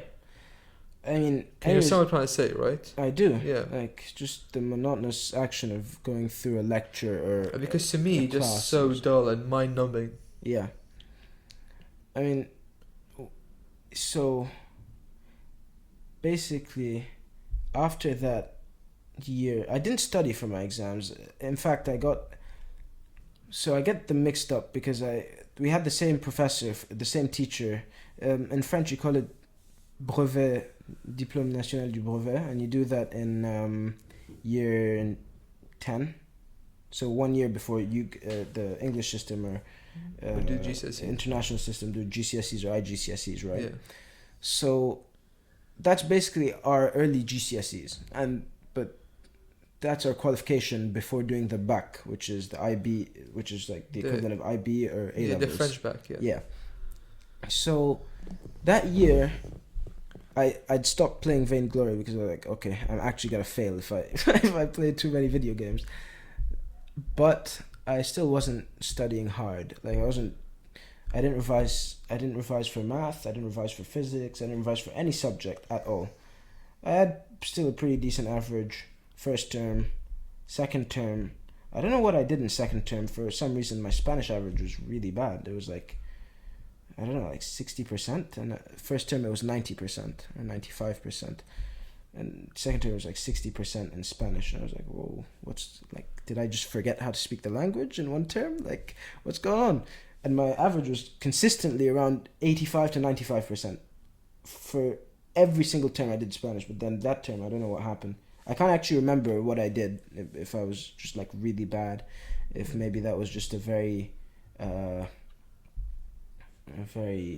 when sometimes marking can be subjective when it comes down to like storytelling or writing an essay or something, Yeah. I know what you mean. So maybe that was a essay heavy term, for example. I don't know why I got an average of 11.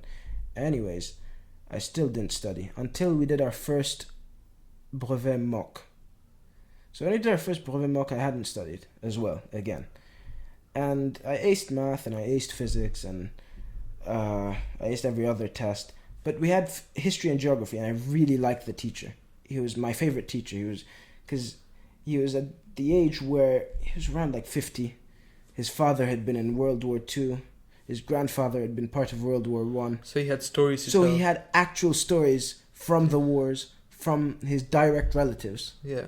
So it was so entertaining. Yeah. You can imagine. So every class was like a movie, like watching a movie on World War II. So we actually didn't even like watching movies.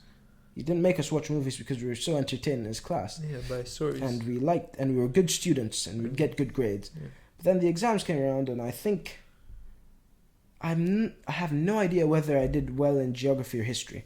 So if I get the story wrong, I think I got 100% in one and 0% in the other. 0%. And I wrote answers and I thought I was going to get like a good grade. I got 0% in one, 100% in the other. I was like, okay. I'd say it's geography, because geography. Yeah, probably geography I got 0%, history I got 100%. Yeah. But in history you can't generally get 100%, you know? You can, maybe when they tell you to write about it's something. It's a bit subjective. Yeah, I know. Well. Maybe when they tell you to write about something. So probably because history I got 0 and geography 100. Anyways, I was like, okay, so I need to revise for one thing. So that I was building pieces of work ethic. I was like, okay, I need to revise for history, whatever happens, or geography, right? So for my first ever real exam, I revised for history and geography, and I did all right. I got like 80-something% in it. Obviously, I did better in math and physics, and it was good. I was second in my class. I was really angry that I was second in my class for the test, but got first in Africa. So really, I couldn't really do much about it. We've been like Irfan Danji. She was doing well. She had a work ethic set. She had a consistent average, consistent around all subjects. Like I was very good at some subjects, decent at others. I was excellent in some subjects, decent at others. She was very good at all subjects, every single one of them. You know, she wouldn't be first in every subject, but she'd be probably second in every single one. You know? Yeah. See, but the thing is, for me, I like revising maths. I don't mind revising maths. Yeah, because it's practical. You're practicing. Yeah, but revising things like history or like English was just like difficult for me because I didn't want to do it. So the reason I think I was able to pass all my exams and I still do get good grades, like above 90% in university and A's and A stars at GCSE, was because I was good at consolidating information. So if I would just like semi-pay attention in class, understand what's going on, but I wouldn't write anything down, I would just like remember it. Okay. And that's it. Yeah. I paid a lot of attention in class, which is what allowed me to be lazy at home, you know. I almost never studied, but I was good at like writing my stuff in class, preparing for the exercises, handing in work in time, everything like that. But so I got better with time. I just started extracting pieces of what I need to work on as I evolve in what you're saying is you just took it more seriously, basically. Yeah, I started taking stuff a bit more seriously. But I never took stuff seriously, I think. So... Oh, you mean... Okay, yeah, from the beginning. Yeah. No, I liked school. No, like GCSEs. So GCSEs, I missed most of my exams, but the exam that I did sit, so my Spanish writing exam, I was 30 minutes late to exam. Everyone was already doing the exam because me and my friend went to go get braids. Okay. Yeah. So I just remember walking in and we got hoops and stuff and the braids and stuff. So I was like 30 minutes late. So you're feeling cool and everything. Yeah, everyone was like staring at me. So I walked in late. I was like covered in snow. Okay. I had like hot chocolate in one hand, braids in my head. Yeah. And then I just didn't take it seriously, and I still managed to get an A star in Spanish. Yeah.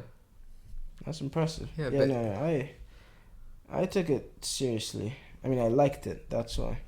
But I didn't like doing it outside of school. Yeah. That's all. Like I had things I found more important. Yeah, exactly. Like same. That's basically the same as me right now. But then, when I came to the UK, it kind of shifted a bit because just the workload was much more than what it was in the French system, because I was just so comfortable in the French system that I basically had no workload. But would you also say because your freedom was a bit restricted? Because freedom was restricted. So you couldn't just go out and play football whenever you wanted to? Yeah, we had prep sessions. Yeah.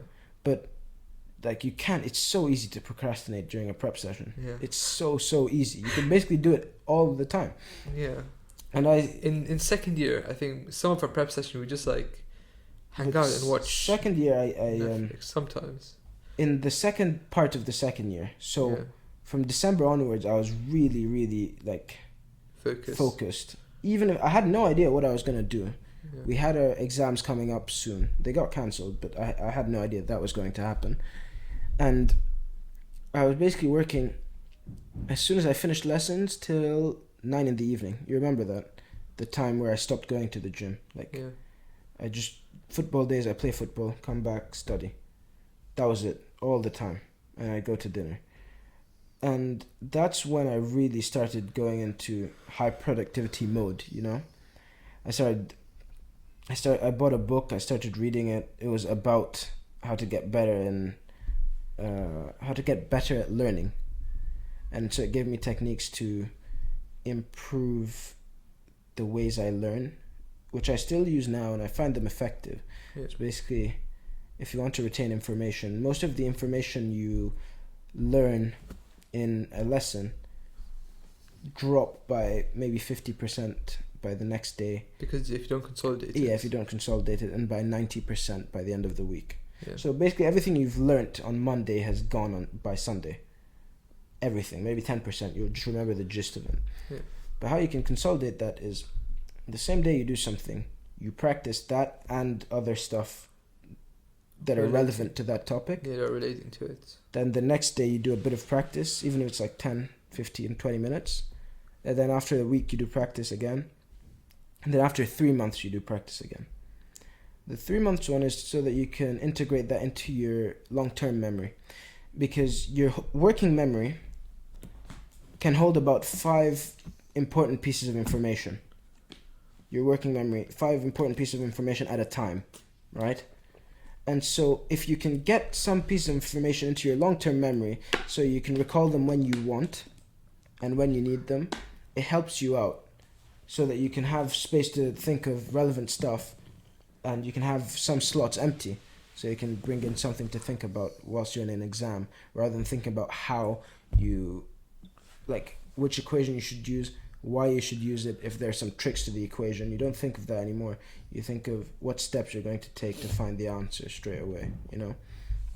And that really helped me out for our mock, and it helped me out for what I do now. Like, when we went into lockdown, I just started working more, even if I had nothing to work for, you know? Yeah. I could have done nothing during lockdown. Yeah, I remember, yeah. So you chose to work. I chose to work because You enjoyed so it? as soon as Because you enjoyed it? it's not really about enjoying, it's just about doing something. So maybe this is what I've come up with, this is what I've thought of. When I was in school, the reason I didn't work much after school was because I felt productive for enough time in a day to go back and be unproductive. You know, I felt productive enough to take a holiday and not feel bad about not doing anything. You know, so if I studied all year in school, I was a good student. I was around some of the top in my class. I've done what I'm supposed to do. By the end of it, I'm like, okay, I deserve 3 months of holiday or 2 months of holiday, right? So I don't feel guilty about 2 months of holiday. Then I come back and I start studying again. Same routine every year. But what happened was when we went to lockdown and we had no idea when we were coming out, because they first said a few weeks, then it was extended, then it was up until after the summer or something. I don't know. So that was too long. I think, when did the first lockdown happen? March 28th or February 28th? March. March 28th? It was around March because I remember I went back to... It was a bit after my birthday. I think like a week or two after my birthday. So, yeah. Yeah, my birthday March 7th. Okay. So, yeah, after that, for the first week and a half, I didn't know what to do. I was watching TV, having some fun, going out, seeing some friends in the park. And it was all fun and games. But I slept late. I woke up midday or in the afternoon. something wasn't right, you know? I was just watching series I enjoyed,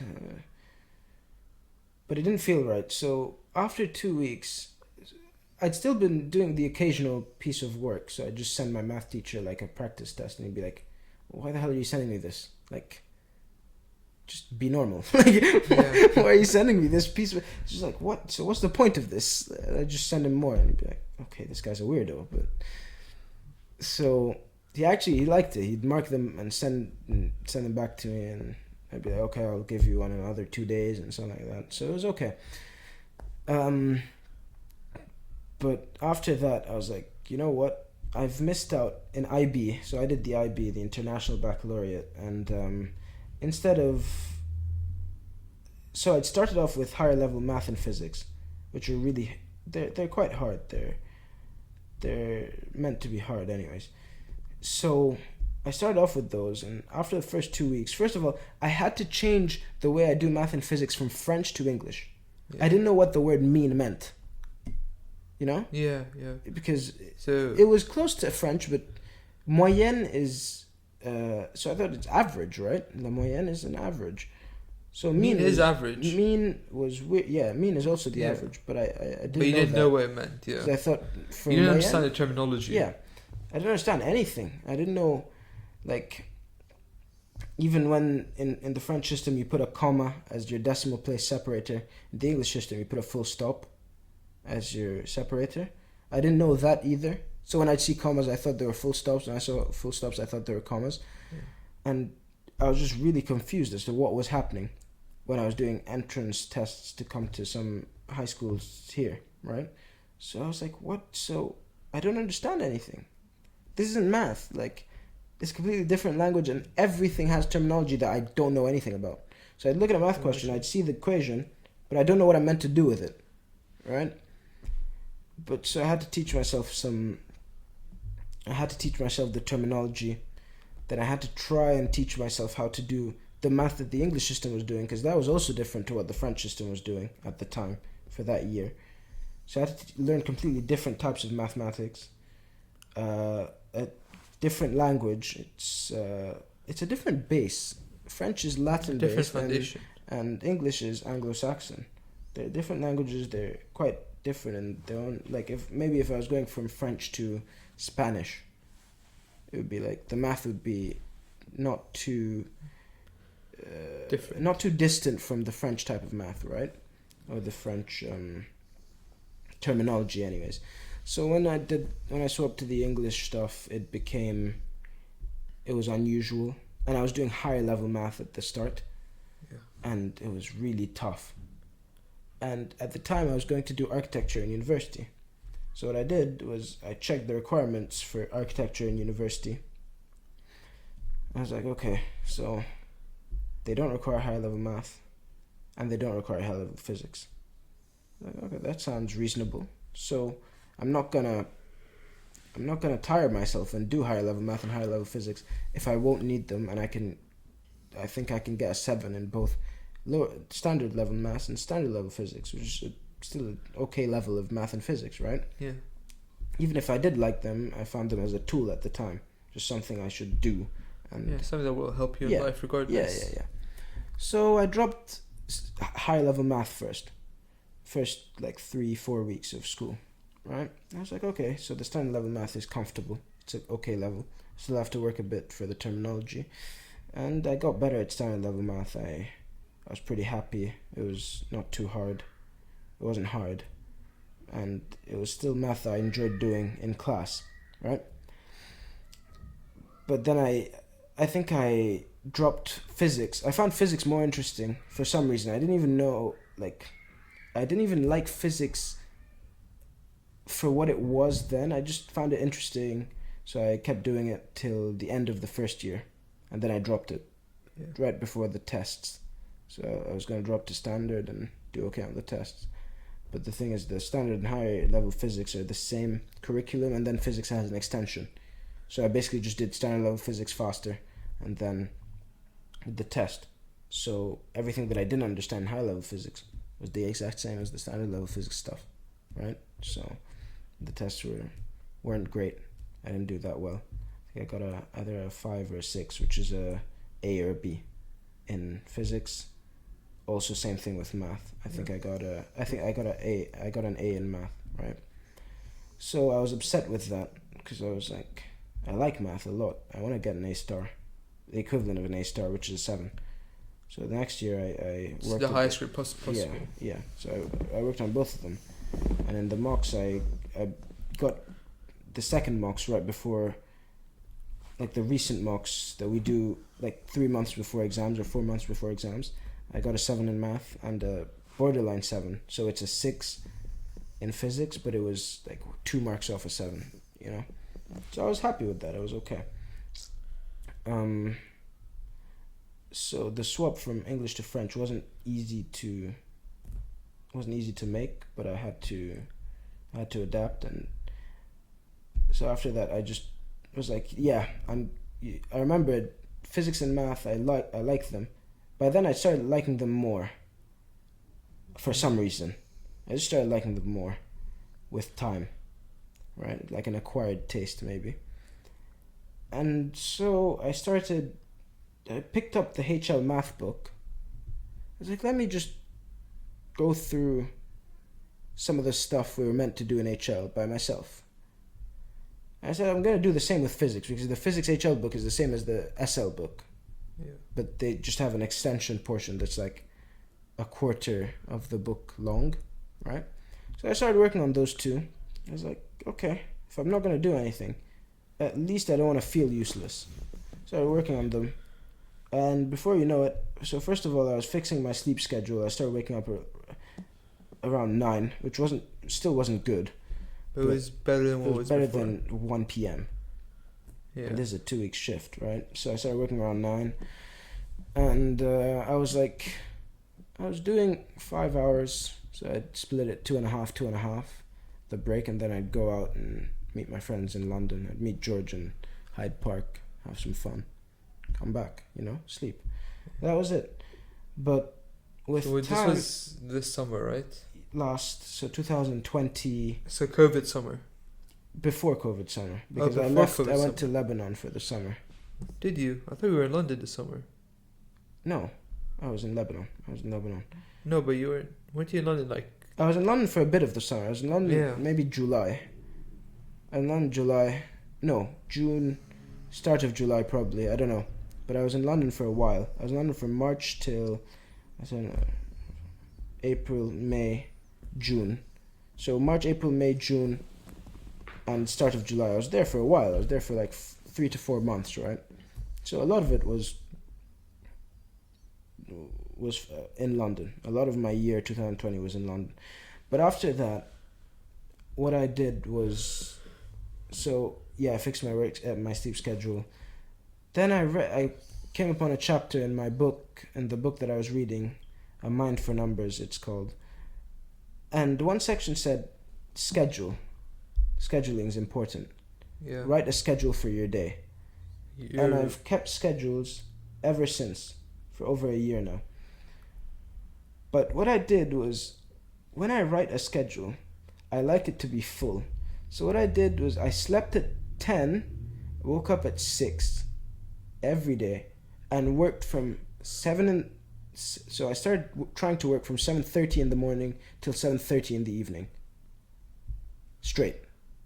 With like maybe 15-minute breaks. That's how I started it. Like, that was extreme. Like, no, I think I tried 11 hours a day of studying. See, the thing is, you say it's extreme, but it depends if you find what you're doing enjoyable. Yeah, I found it interesting. So if it was something like I find enjoyable, like maybe something to do with private equity, okay, then I would happily spend 15 hours a day on it, which is what like I did last week. I just spent like 13 hours just looking at this private equity firm. Yeah. So I think it just depends on like what you find interesting, but I can't make myself sit down and study for more than 2 hours for like accounting. You know what I mean? Yeah, no, I do. Of course, you have to do what you find meaningful for you. Yeah. That's what you work on for a longer time. Yeah. Like, that's when how you find something that you know something they have motivation to work on, basically. Yeah. Like, if I couldn't have picked up my English and economics book and worked 12 hours a day. I find economics interesting, but I still can't work on it for more than 3 hours a day, let's say. Oh yeah, and we were speaking about this earlier today. You don't know what private equity is, No. do you? Go on. Private equity is basically, say there's a company, let's call it Company A, and they have $200. I'm going to use like $200, obviously, not like, I won't go into like millions and stuff. So, say it's $200, that's how much cash they have. Okay. And you multiply that by 5, and so that's $1,000, and that's how much you buy the company for. So they have $200 cash, you buy the company for $1,000. 1,000. And because the company is worth 1,000, you can borrow $800 from a bank. Okay. So you borrow $800 from a bank, and you have $200 in the business. That gives you 1,000, and then you work on improving the business. So you lower costs, you increase revenue, you make it more streamlined, you make the business better, basically. So at the end, so maybe 2 years later, you're left with $300. Like, that's how much cash is left. Okay. And So you've made $100 cash, or no, but that's Okay. that. Then you multiply the $300 by 6. So you're left with 1,800. okay. You're left with $1,800. You sell the business for $1,800. Okay. You borrowed $800 from the bank. You give that $800 back, and you're left with a fat profit of $1,000. So that's what private equity is, basically. Private equity is you buy a company that's struggling. And you help it get back on its feet. You borrow money. You put in your own money. You decrease its costs, increase its revenue, make it more streamlined, make the business better, and then you sell it. And you move on and you repeat that again and again and again. And it's something I find really interesting, and very fulfilling as well. Yeah, I was about to say, it seems like a fulfilling task because you're actually helping people as well. No, it's not about helping people, but it's would it be a byproduct that it would be a give byproduct. you- This is why I like it. It's like you would be protecting people's livelihoods at Yeah. the end of the day. You're helping people get back on their feet properly Yeah, and in an effective manner. exactly. Either that, or I think hedge funds, like managing a hedge fund, would be very interesting as well. Or no, hedge fund and venture capitalism fund. Venture capitalism is... So venture capitalism is, say you're starting a company, Okay, a software company. alright. You come to me, say, I have this idea for this company. Mm-hmm. I want $100 million for you, and you get 50% of my company. So I would Okay. give you that money. Yeah, and you'd take 50%. I take 50% of the share. But this is where the difference starts from just like an investor. I would work with you to help you launch the company, to bring it to its full potential. Okay. From the initial stage, which is a seeding stage, to the IPO, Yep, initial Stage. public offering. Yeah. Right. which is when it's listed on the stock market. So from the first stage to the last stage, hopefully, ideally, is I would be working with you. You'd have access to all my resources of the company I'd be running. Mm. And you'd be able to take advantage of that, which is why it's another important thing you have to look at which venture capitalism fund you approach. And if you and the person who runs the fund look eye to eye, you have a similar ethos, Yep. it would help a lot comparing to someone who's not as interested in the business as you, someone who doesn't have like the drive for it, or he doesn't have a passion for it the same Okay. way you do. That Yeah. sounds like a cool idea. Yeah. So That's that's nice. also another very fulfilling thing, to see a company grow from initial to. That's kind of also your company, right? Like you grow with it. Like there's Yeah, an exactly. experience there that Yeah. seems fulfilling, and you're making money as well, Yeah. which is quite a nice bonus to have. Yeah. And then, hedge funds are just about like just investing in things and Yeah. a bunch of different things. Are these things that you'd also learn in uni, or is this stuff you just? This is stuff you can't learn in uni. So you have to they don't teach teach yourself. you in uni. They don't teach you this stuff in uni. Okay, so that's good. I Yeah. mean, I find that that gives some hope that I could possibly learn some of that stuff Yeah. before, like... No, you definitely can. I think it's just more about like learning by yourself, because no one's going to teach you these things. So you have to go out and try and look for it yourself. Yeah. I'll be trying to learn some. Yeah. Like, things I have too many interests for the time I have. For example, if I do go into physics, ideally I'd go into something like theoretical physics and mathematics. The mathematics would be to help out with the theoretical physics, just to strengthen the foundation in math, right? Something like that would require almost all my time. Like a course like that would require at least 6 to 7 hours a day, at least. At best, at most... But would you see an end goal for yourself if you do physics? We've... Like you said you want to become like engineer, right? Yeah. But I don't enjoy a lot of things that an engineering course offer. An engineering course offers too many things that I find as... It's not that they're unnecessary, it's just I really, really don't enjoy them. They're dull. Yes. I'd rather teach myself those things through either experience or just me teaching myself. Yeah. Buying a book and learning them by myself. Because that's also an effective way of learning. I see that's the thing about not finance, but business itself is mostly through real world experience. Yeah. Rather than just opening a book, sitting and reading through the book. Yeah. Obviously that can help build like a good foundation. Yeah. Like it's necessary to know like the basics before you go out, but learning actual business, learning how deals are done, is just living the real world. Another important aspect of that is what's it called? Being able to communicate properly. So there was like this press conference. So every year, you know Warren Buffett. Yep. He has his press conference, shareholders meeting. Okay. For Berkshire Hathaway, and this shareholder meeting was Bill Gates attended as well. So they're doing an open panel where people could ask them questions.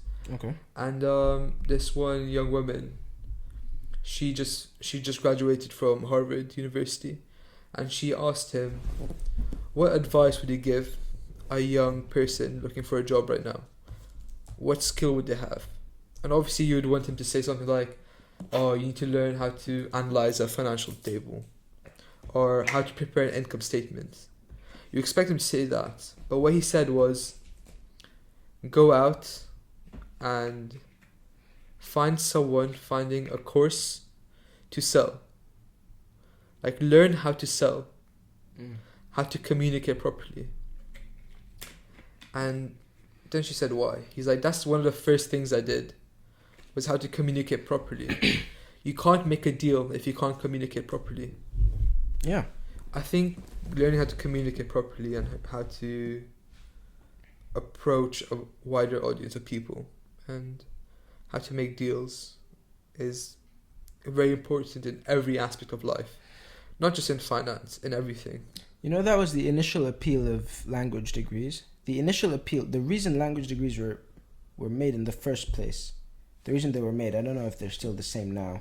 I don't think they hold the same value now as they did then. But if you do an uninterrupted, uncorrupted language degree, right? What you take away from it is the ability to communicate, the ability to use words properly. And that's why, if you see, a lot of people that have money send their children to do degrees that otherwise someone would look at and be like, why is your son doing an English degree, right? Or something like that. But the reason for that was initially so that their children would be able to communicate, because they knew the value of communication in business and in selling products and selling ideas, right? Because we're talking about it. Elon Musk, like he's a great thinker, he's a great engineer and physicist. Well, I can't call him a physicist. He has a physics degree, but he's really an engineer. He fixes problems and he makes products, right? He's an engineer and he's a CEO. But you were telling me this. You said his greatest asset is probably his personality.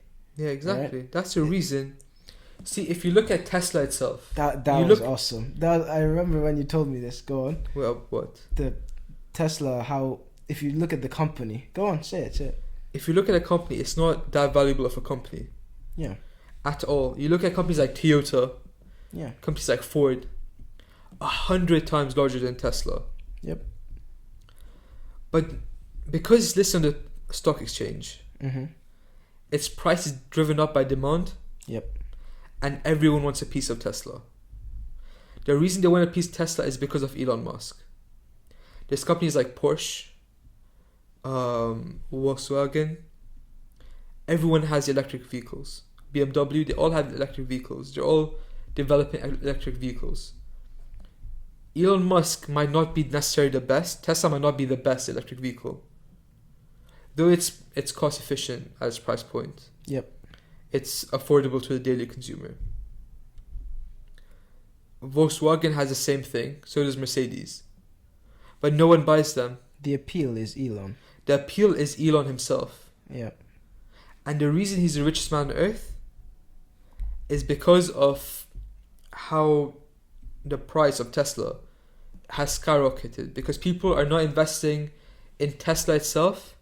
They're investing in the future of electric cars, which they think will be like spearheaded by Elon. Yep. Basically. Yeah, I find that really interesting. I find that because you remember the first time we spoke about this, I was like, nah, it's because he's a great engineer.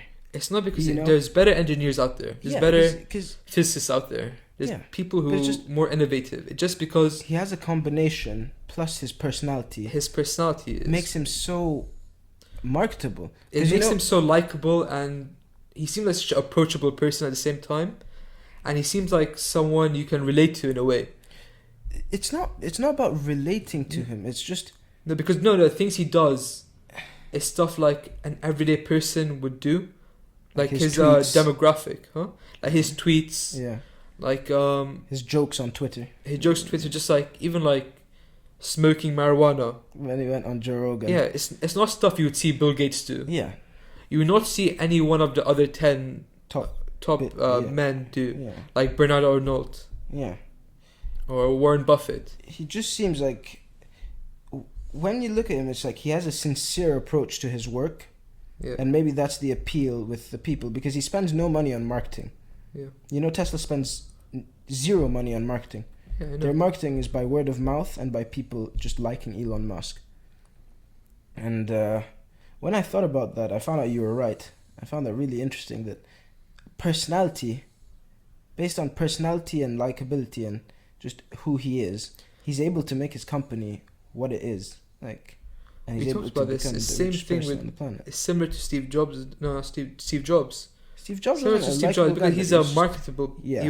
He was amazing at marketing. But he knew how to market. Elon Musk is like, it's the marketing is a byproduct of him. yeah, you know? exactly. It's just it's not you're not investing. You're investing in Tesla, but mainly you're investing in Elon. yeah. You're not investing in the other engineers Yeah. or See, the same thing with Dogecoin. yeah. When you buy Dogecoin, you don't because buy Dogecoin because you think it's going to be a safe investment or it Yeah. will, like, you believe in Dogecoin. You buy it because of Elon. yeah, you buy it because you And believe it has in one of the Elon. largest market caps in the cryptocurrency world. What's its market cap? I have no idea. Should I see it? Should I check it? Yeah. So is it like? I think same with like the Shiba Inu coin as well. Yeah, I think it's just another. Isn't Shiba Inu another dog name? Yeah, Shiba Inu is Japanese dog, but the thing about Shiba Inu is it's getting pumped a lot by people in Eastern Asia. So people in Taiwan, Thailand, and China. Influencers in those countries are pumping up Shiba Inu for some reason. Maybe they're And- trying to make a rival of Doge, or Maybe trying to make a rival of Doge. Maybe many people say it's a government thing, but I don't really know that much about it because it's not something that interests me personally. okay. It says Doge's market cap is $68.197 billion. Imagine $70 billion. That's huge. It's massive. Mm. It's bigger than many companies listed on the stock exchange. Yeah. I think Well, I've bought some Doge as well. It's just because of Yeah. just because of Elon Musk. It is just because of I wouldn't look at any. Like the thing is, he just tweets about it for fun. This is his fun. It's just Yeah, like- no, because I think at this point in Elon's life, whatever he does is just for fun. Like he's done he- all the hard work. He's finished. He's done. Put in all the hard work. Yeah, Working 100 hours a week. that's ridiculous. He's finished that part of his life. yeah, Now he has enough time and enough money to have fun, basically. yeah, but the reason he still goes to work, and the reason a lot of these really rich people still go to work, is because they want a meaning in their life. Because they can't just. I don't think I'll ever stop working. Yeah, same. Like I Yeah. wouldn't just get to an age. Well, I don't know that, but I don't think I'd get to an age and go, oh, I'm tired of this. I just want to have fun. Because what would be fun then? Yeah, Right? it would have no meaning. You can't have just. If you're only experiencing fun, then fun isn't fun anymore, right? Yeah, Because the feeling dissipates because everything is fun and you're always at this rate. So you forget what having fun really is and you want to go higher and higher. And then some people like choose to. no, but it's not only because of that. It's Yeah. also, it's like what's it called? Maybe you'd reduce the days you work when you get older. Yeah. Reduce the hours, reduce the amount of responsibilities you take on. But for me, it would still be working to make sure the company still operates properly. Yeah. It'd be more for like building a legacy rather than just for the sake of keep having fun. The Or legacy. for the sake of having something to do. That's not why I Yeah. would do it. It's not having something to do. It's having something meaningful to do. Yeah, More than having something to do. 'Cause exactly. you can always have something to do. But finding something that really is worth the time you're spending on it, that's what you should be doing as a person. Yeah. You see what's worth your time and you do it. If not, there's no point in doing it, and you'll quickly find out that there isn't. And the reason, yeah, so that's one of the reasons people just keep working for such a long time. And it's also to gain this, like from an evolutionary standpoint. No, not an evolutionary standpoint. So you know how in religion you have the ability of immortality, right? With paradise, Yeah. you don't die when you go to paradise. Like Mhm. you're gonna live forever. So this is a way to find that on Earth by making something so good it will live on after you die, as well. Like people are gonna remember Elon Musk after he dies for a long time. You know, people still remember Steve Jobs. People know, like, Albert Einstein from his formulae. They still live on. Einstein lives on through the physics books and through. Yeah, that's what I mean. It's Building fun. a legacy, isn't it? Yes, it is building a legacy, and it's the effect of, basically, it's the inherent effect of trying to live forever. Yeah. That we have that allows us to do this. Not that allows us to do this. That makes us want to do this. No, I'd say for me it's more about like leaving a legacy behind for the future generation Yeah. of my kids. And whatever.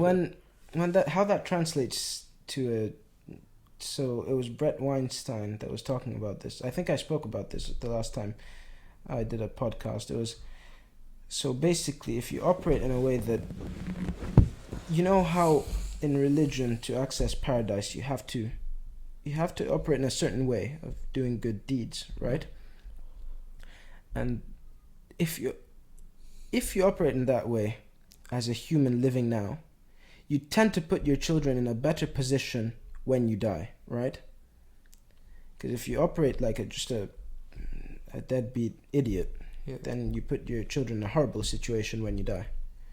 But if you act like a good person, a moral person, and even if you just act like a religious person, it helps your children out with See, time. that's the thing about religion that we've talked about this before. Yeah. Like by ourselves. You might not always believe in religion, Mm. but it's a good way to know what's right and wrong. Yeah, well, it gives a lot of people a moral compass. Exactly. Yeah, that's why it's essential to. And it just builds morals, doesn't Because- it? Like yeah. same with, like it just helps you live a better life, a more meaningful life as well. Yes, And it gives your life some structure. absolutely. That's the thing And as well. it deters you from doing things that you would do because you would believe that you would get punished for it. Yeah. But that's what I'm talking about with Brett Weinstein. He said basically, so he's a biologist and he's not religious. He's not a religious guy, but he said for the sake of it, even so, this is his statement. He said religion might not be literally true. Religion might be metaphorically true, but literally false. But as long as it's metaphorically true, it's giving people a benefit. He assumes it's metaphorically true and literally false. But what he says is, if religion wasn't an idea that's beneficial to humanity, it would have gone extinct a long time ago. Yeah. It would have died out. Like a lot of ideas have died out with time. But the fact that it's still relevant can't just be can't just be a coincidence. It has to be because it's helped us out more than it's caused negative outcomes, you know? It's positive, its benefits outweigh its shortcomings. And that's why it's still here today. And that's why we still have a load of religious people on the planet. Yeah? So then he went on to explain that if you behave in a religious manner, it could potentially set your kids... Basically, it allows your genetic pool to remain fit, in a sense, like genetic pool being your kids, and they can continue to live a good life, and they can give a good life to their children, etc. And they would raise their kids in a similar way that you raised them. Yeah, because they would see. That's the thing about raising kids. Yeah. Either your kids will raise their kids very similar to how you raised them, or they would go the exact opposite direction. Completely differently. Yeah. Yeah, depending on how you raise them, because like you can look at loads of our friends as well. Okay. Like their parents took a very different approach than our parents. They've got like zero restraints. They can do whatever they want. Yeah, and you can see how that's impacted their lives. Yeah, I mean, a similar way to ours, where when our parents were religious, but they weren't unfair. Yeah. Religious but not unfair. Yeah, religious and fair. Religious and fair. Yeah. So we've been raised in a way where we have a good outlook on life. We have a moral compass. Well, at least I hope we do. And we're able to live life to a way that's not harmful to other people. Yeah. And not harmful to us either, in a way where it's extreme.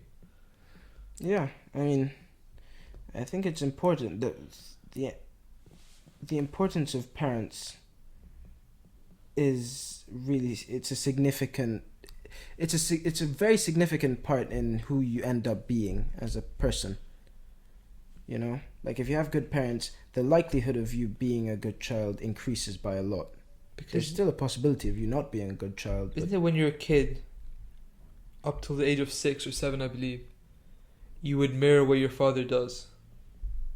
You mirror what your parents do. Yeah, yes. Your father. If you have a father figure, then you would mirror what your father figure does. With your toys. Yes. Yeah, you'd like talk the way your father talks, but you do it with your toys. Yeah. That's what children do all the time with... I can't remember where I know this information from, but children do mirror what they're... Like if a boy child will mirror what his father does with him, how his father speaks to him, how his father speaks to his mother when he's playing with toys. Do you think it's similar in the sense that like a baby girl, for example, will baby a child? Like she'll get like a doll and, you know, like baby it, like cook it food and stuff. Like you look at... Yeah, she's mirroring her mother. My little cousin, for example, she's a girl and she has like a fake like kitchen, like a play kitchen and dolls and stuff that she raises real babies, basically. You know what I mean though, right? Yeah. No, I do. Like, it also depends on who you're around, how your environment, how your mother acted with you as well as a baby girl. If your mother was doing nurturing. Nurturing. You're going to end up doing the same to your toys. If she wasn't, you'll do the same to your toys. It's a reflection. It's almost a direct reflection of how the parents act with the children. Yeah, that's what I'm saying. Mirroring what your parents toys. Yeah, I think that's also it's. Yeah, I the emphasis on parenthood. I think parenthood is important, extremely important in a person's life. It's important to have good parents. Yeah. It's unfortunate when you don't, as well. But I'm lucky I did have good parents. I do have good parents. Yeah, same. And I hope I can be a good parent when I do have children too. Like. Yeah. Yeah. I don't even think. I think the way I'd raise my children would be very similar to the way my parents raised me. I think mine would be similar as well. Like, I wouldn't say identical. Yeah, not identical. There'd be a few tweaks here and there. Yeah. But the main gist of it would remain the same, because I really like the way I turned out. All my siblings turned out really good as well. Yeah. You know? So, yeah, so I don't see any downside to it. And I enjoyed the way I was raised. I can see now how some of the things my parents did was beneficial to me in the long term. Yeah. Like forcing me to like play sports since I was like a kid, and things like that just builds character, doesn't it? It builds character, and it also allows you to socialize. Like we're a socializing species. We need to socialize, and therefore, being able to do that out of classrooms is extremely important for us, which is why the emphasis on team sports is important. Did you do much team sports or just sports in general? I played polo. So would that be... So it's teams of 4. Okay. But do you communicate much with your team, or is it like more of an individualistic team sport? No, you have to, because you have to pass the ball around. Oh, okay. So do you not know how polo works? Not really. So there's 4 chukkas, which is like 4 quarters basically. Okay. And in each quarter you change a horse. You change horses, and your goal is you have a mallet. Okay. Which is like a long hammer basically. Yeah. And your goal is to get the ball into the other goal while you're on a horse. So it's a very long mallet. Yeah. Like to get to the floor and everything. Yeah. Okay. And that's it. Oh, and you have like teams and yeah, horses running around. Yeah. That sounds fun. Yeah, and I remember when I went to India, I watched them play polo with elephants. Is it slower? No, it's more aggressive. They're more fast, and they're faster. Yeah.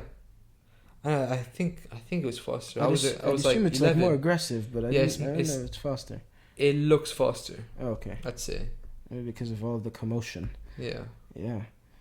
Like, I enjoyed the sports that I played as a child. Like, I mainly played football all my life. No, but my parents always wanted me to explore more things. Like my mom would always like push me into different areas where I could let my creativity flow. Like, she's the reason I got into poetry. Like, she's the reason I started painting, drawing. She's the reason I go into like ice skating, skiing, polo, whatever, archery. You know, it was all her. So that's another thing I would like to do. I mean, I don't know where to divide it between my mom and my dad, because the stuff I'm interested in, I've been interested in since I was very young.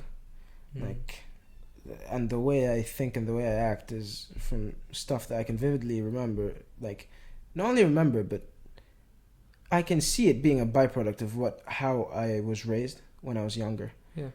Like, I used to have tons of books about dinosaurs, just loads of them. I used to watch documentaries, so that molded the way I think in terms of I liked facts and figures, and I enjoy acquiring information. So to this day, that's still the way I like to do stuff. I like to learn about things. If I find something interesting, I'll become obsessive about it, and then I'll learn more about it. I remember both my parents, my dad used to get me dinosaur toys that I can like raise. My mom used to also get me dinosaur toys and get me books about dinosaurs, books about animals that I used to like just read. I didn't read really much, but I just take the information, collect the information I wanted to know about, and move on. And that molded my personality. That was one of the molding factors in my personality, possibly. See, I don't know. That's different for me because I look at my parents and they're both very different people to who I am. Okay. And I can't match my personality to any one of them. Or neither can I do to anyone in my family. I think my personality is It's unique. unique. It was unique because of different factors. Environmental factors and like factors that affected me when I was raised, like events that transpired and whatever, and that changed who I was basically. Yeah. But it's not like, unlike you, like your personality is very similar. Your personality is a mixture of your mom and your dad's. It seems so. Yeah. It seems so. I do have some disparity. I have some differences between. You have some differences that you picked up maybe in school and from your friends. Yeah. Things like that. From like reading. Yeah. I think the nucleus of my personality is similar to my parents' personalities. Your foundation. It's like a mix of their personalities. I understand what you're saying. You're saying like yours isn't really a mix, but it's a product of the childhood. It's a product of how you were raised. Yeah. But it's different from your parents, right? Yeah. I mean, maybe. I'd say there's like a few similarities. Like, yeah, but you're saying it's not like foundationally similar. Yes, like yours, which is foundationally similar. Yeah, like I'd say my brother was practically raised almost identically to me. Almost. No, but that's the thing about my siblings. Their personalities are, they either go on my mom or they go on my dad, or they're a mixture. Like my little brother, his personality is almost identical to my mom's. Okay. But my older brother is almost identical to my dad's. And the rest are a mixture. Yeah. Most of the times. So yeah, no, it just Do you think you and your siblings were all raised slightly differently, or was it in a very similar manner? Or was it like a system that was refined with time and like? I wouldn't say refined. No, I think like there's like loads of disparities between how I saw myself being raised and how my siblings were raised. Okay. So the way I was raised, I think my mother allowed me to let my creative side take more control rather than just making everything about work. Okay. If that makes sense. Yeah. So she encouraged me to always pursue things outside the class. So she would make me learn how to like play the guitar. Yeah. Do you think that's adaptive to how she saw your personality as when you were young? Did she see you're going to be a more creative, like you're going to be a creative guy, like a guy that values their creativity more than maybe the academic side. Yeah. And so as a byproduct of that, she adapted the way she raised you to really strengthen your creativity? Yeah, but then the thing is, my father on the other side would really try to emphasize my academic side. So that's a good balance to have. Yeah, though. So then he would we had a library in our house, but he built a library in my own room, and whenever he would travel, he'd bring a book back, and that's when I picked up reading. I started to love reading. And I don't know, just it's weird because then the way my siblings were raised was completely different. They were just you can do whatever you want, basically. Where I was giving more guidance and more structure. Yeah, you're giving it more structured. But I'd assume it's also structured for them, but maybe because you aren't them, it feels different. No, because I can see the disparities. I can see the similarities and what's different. Because most of it just out in the open, isn't it? Because you're living in a house with a family, you can just, most of what's going on. Yeah. So, yeah, no, that's just some food for thought. Yeah. I mean, I'd say, in my case, my brother and I were raised really similarly. Yeah. We have the same basic interests. We both started liking football. Yeah, you both are very similar people in even like your morals, your ethics. Yeah, morals, ethics, but we have interests. Your personalities are. our personalities are different, but Yeah. that just speaks to how complex humans are. But when you say your personalities are different because, not because of your parents, but because of your friends. Because your life experiences are probably very similar. Yeah. Because that's another thing. My life experiences was a tad bit different to my siblings. Yeah.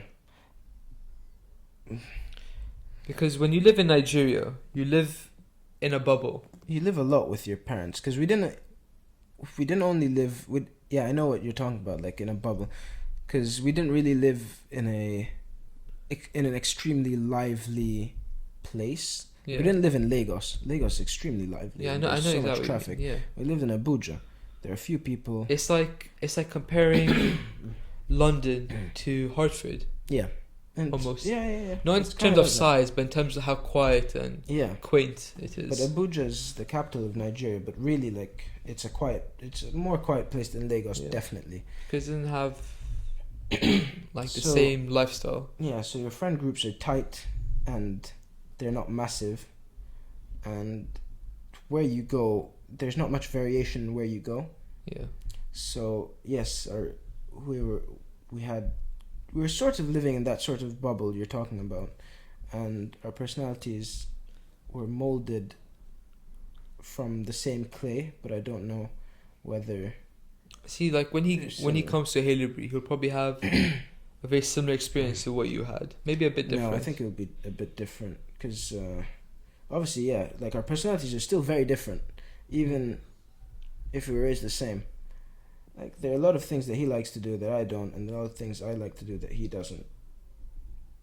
Not a lot, but some things, you know. Oh, but you have to think of it this way as well. His personality is not only molded by his parents, It's also you molded as well. by me, Yeah, and I didn't have an older brother, yeah. so Oh, you had Misho though. yeah. But Misha was like my best friend as a child. Yeah. Like we hung out a lot together. We hung out a lot together, but was he my older brother? He was just like my this guy that was my age mate, really. He basically raised you. No, yeah. He we used to play a lot together, Yeah. like a whole lot. And then Joey was also close by. He wasn't far off. He's 5 months younger than me, Yeah. so he came by. And Ralph, but Ralph, I didn't see Ralph much, because he lived in Lebanon. I lived in Nigeria, but I have a really good relationship with him. Yeah, it became better when you came to London. It didn't Yeah, only it become become beca- better. it beca- you I became saw closer. him more. I saw him a lot more. We've always been really close, Yeah. and I find that I'm happy that happened, because you wouldn't expect it to happen from people that aren't living in the same place, that don't see each other much in a year, and when you're young, you can't even talk to them that much. Yeah. When I'm 5, 6 to 10, how many times do I talk to him in a year? Call him. I don't even call people much. You don't even message them. You don't message them. You don't like Instagram them, whatever. Snapchat Yeah. them. I don't talk to people much. Yeah. I have a very, well, Even now, I think we didn't. This summer, after Haileybury, we did not speak at all. Maybe like once or twice. yeah. But you know, I learned something from you, What? and I'm really happy I learned it. Is how to talk to people more, like through like messaging and through yeah. phone, because before I met you, I basically, if I didn't see you around, I did not talk to you. Doesn't matter how much I liked you. The only people I called were my parents and my brother. Misha was in school, Yeah. and I saw Ralph on the weekends here in the London. UK. Yeah. And before that, everyone in my family was in the same place. I didn't need to call them or message them, and my friends were also in the same place. But when we left, I stopped messaging everyone. But then, when I saw that maintaining relationships with people you care about through your phone is extremely important as well, because that way that way you get to stay in touch with what they're doing. You get to see how their personality's evolving and what you can talk about when you meet them in person. Also, you maintain your relationship with them. Like, Yeah. I only keep in contact with a handful of people, like a handful of people, because otherwise I don't see the point. Yeah. It depends on the person and how close you're with them, and if you see yourself being friends with them in the future. Otherwise, there's no point. Yeah. And there's many people I don't think that they would. I don't think that I would be friends with them in the future. So I just not friends with them because their paths in our life is very different. Yeah. What I'm talking about is also, like, I didn't even do it to my best friends. I didn't even text my best friends. Yeah. At all. Even, like, after school, if we meet up after school, calm. If we don't, probably that's it. I won't talk on any group chat to anyone directly. That was the end of it. But now I try to, my very best friends, I'll message them. I'll try to actively talk to them. Yeah. Even when we're not meeting in person. Just even call them, talk to them on FaceTime. Something just to see what's up. Like, just to keep the relationship between us up to date, let's say, you know? Without, like, messaging, I wouldn't have met so many people who became important in my life. Even, like, just sending a TikTok to a person. Yeah. Yeah. So now I actively try to do that. What you've been doing for as long as I've known you. Yeah. Messaging people that you find important for you. And I think I'll try to keep that habit. I'll incorporate that habit into my lifestyle as much as I can. But then you can also look at it this way. That habit will probably help you later in life when you need to network with people or have a daily correspondence with people in your company. Yes, of course. I see the future benefit of being able to communicate over text, with email, people on a regular basis. Yeah. In a non-formal way. Yeah. And even if it's not in person. Yeah. Right. Because I love communicating with people in person. I talk a lot. In person is a whole different thing, isn't it? Yeah. It's a bit weird. It is weird. It's not natural. I prefer calls to text messages. Yeah. Because in a call, you can tell someone's tone. You can tell whether they're it's also easier, upset. It's easier to say what's on your mind. And because you're saying it. Because you're not, like, perfectly... You're not crafting the words you want to say. Because when you write something down, you're crafting what you would think you want to sound like. Not what you actually sound like, if that makes sense. Yeah, that does make sense. It's like the words don't just come out of your mouth. Yeah, because you could write something. They get relayed in your brain, and you rethink it, and then you write it down. Yeah. Also, it's like when you say something. Generally, if I'm talking, it's different to what I'll be writing. Also, because of I can say something that wouldn't sound good if I wrote it down. Maybe it sound offensive to a friend. I don't really care about being offensive to my friends in the first place. Yeah, regardless of that. Yeah, but when I say it, it can be a joke, and it will sound like a joke. But when I write it, maybe it won't sound as funny, or it won't sound funny at all. It'll just sound like a statement rather than a joke, you know? Yeah. Like, remember your friend, Candice, he said a joke. Yeah, I can't remember it, but yeah. I'm not falling for that. Again? You're falling for it again? No, I'm not falling for that at all. Yeah.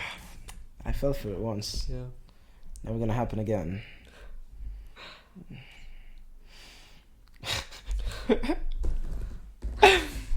Oh, you come up with a lot of catchphrases. Catchphrases? Yep. Yeah, I don't know. It's a thing that I've been doing since I was a kid. Like, I go through different catchphrases. Like, when I was doing GCSEs, for some reason it was yeah yeet. Yep. And then you came a bit with that to Haleybury. At the very start. Yeah. And then I'd, like, transform to don't parlay when you're on the back foot. Yep. It's just like things like that, or like now it's like Don't be shy. Don't be shy. Yeah. Before that was like asans. Yep. Which is means awesome basically in Swahili from asante. Yeah. All right. Yeah. Should we? Do you think this is? How's this been? How do you find it? Well, the podcast, I don't know. To me, just been like a regular conversation with you. Yeah, I mean, it took a bit of time to get into the regular conversation zone, if you get what I'm talking about. I think like I enjoyed all the conversation except like the football part. I was just like quiet the whole time. I had no idea what to say. Yeah. I was the one talking. You know, when we talk, I really enjoy. Well, first of all, you know a lot of stuff about economics, and because you enjoy it. Yeah, finance, and business. I find it extremely interesting because I like just juggling. I like playing with ideas all the time. Yeah, because it gives you a different perspective and a wider perspective. Yeah, and it's also something that interests me. But that because when I talk to you, I learn more about physics. I don't think I don't. You don't really talk about. But I just learned more about physics. Like it's more like I talk about psychology a lot. Psychology, physics, yeah. I don't think we've even spoken about anything in psychology other than psychometrics today. We talk about IQ. That was Brett the only. Brett Weinstein. Weinstein. Yeah. He's a biologist. Yeah. But evolutionary biologist. No. The other guy is a guy called Gad Saad. He's like this Lebanese Jewish guy. He's Lebanese and Jewish. That's such a rare mix. But anyways, it's a rare mix. You don't see that outside of Syria. He lives in Canada. Mm-hmm. Yeah, no, I love his work because he tries to do psychology in a scientific way, in a natural science method.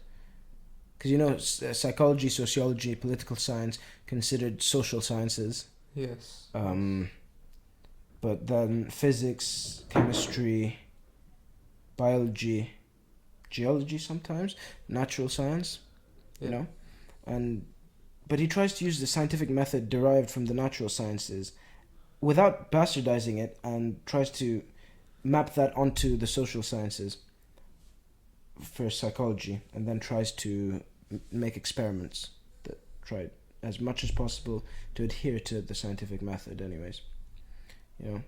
And he has a background in mathematics. He had a bachelor's in mathematics, and then he got a master's and probably is he a doctor? Yeah, he got his PhD in evolutionary psychology. That's interesting.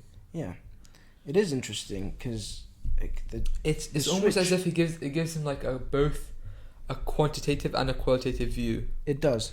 I think that's important. That's why I think it's an option in the first place to be able to do something like evolutionary psychology after doing a math degree, because it would be hard. You think the transition would be harder than it was for him, because he just finished a math degree with computer science or something and then just hopped into evolutionary psychology. Yeah, so back to what we were saying. It's like our conversations come from two different perspectives. Yeah. As well. Yeah. And they come from, though culturally our backgrounds are similar.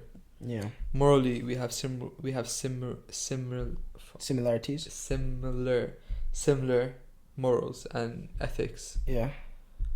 But we still have different views and different ideas, and we have different interests as well. Yeah, we do.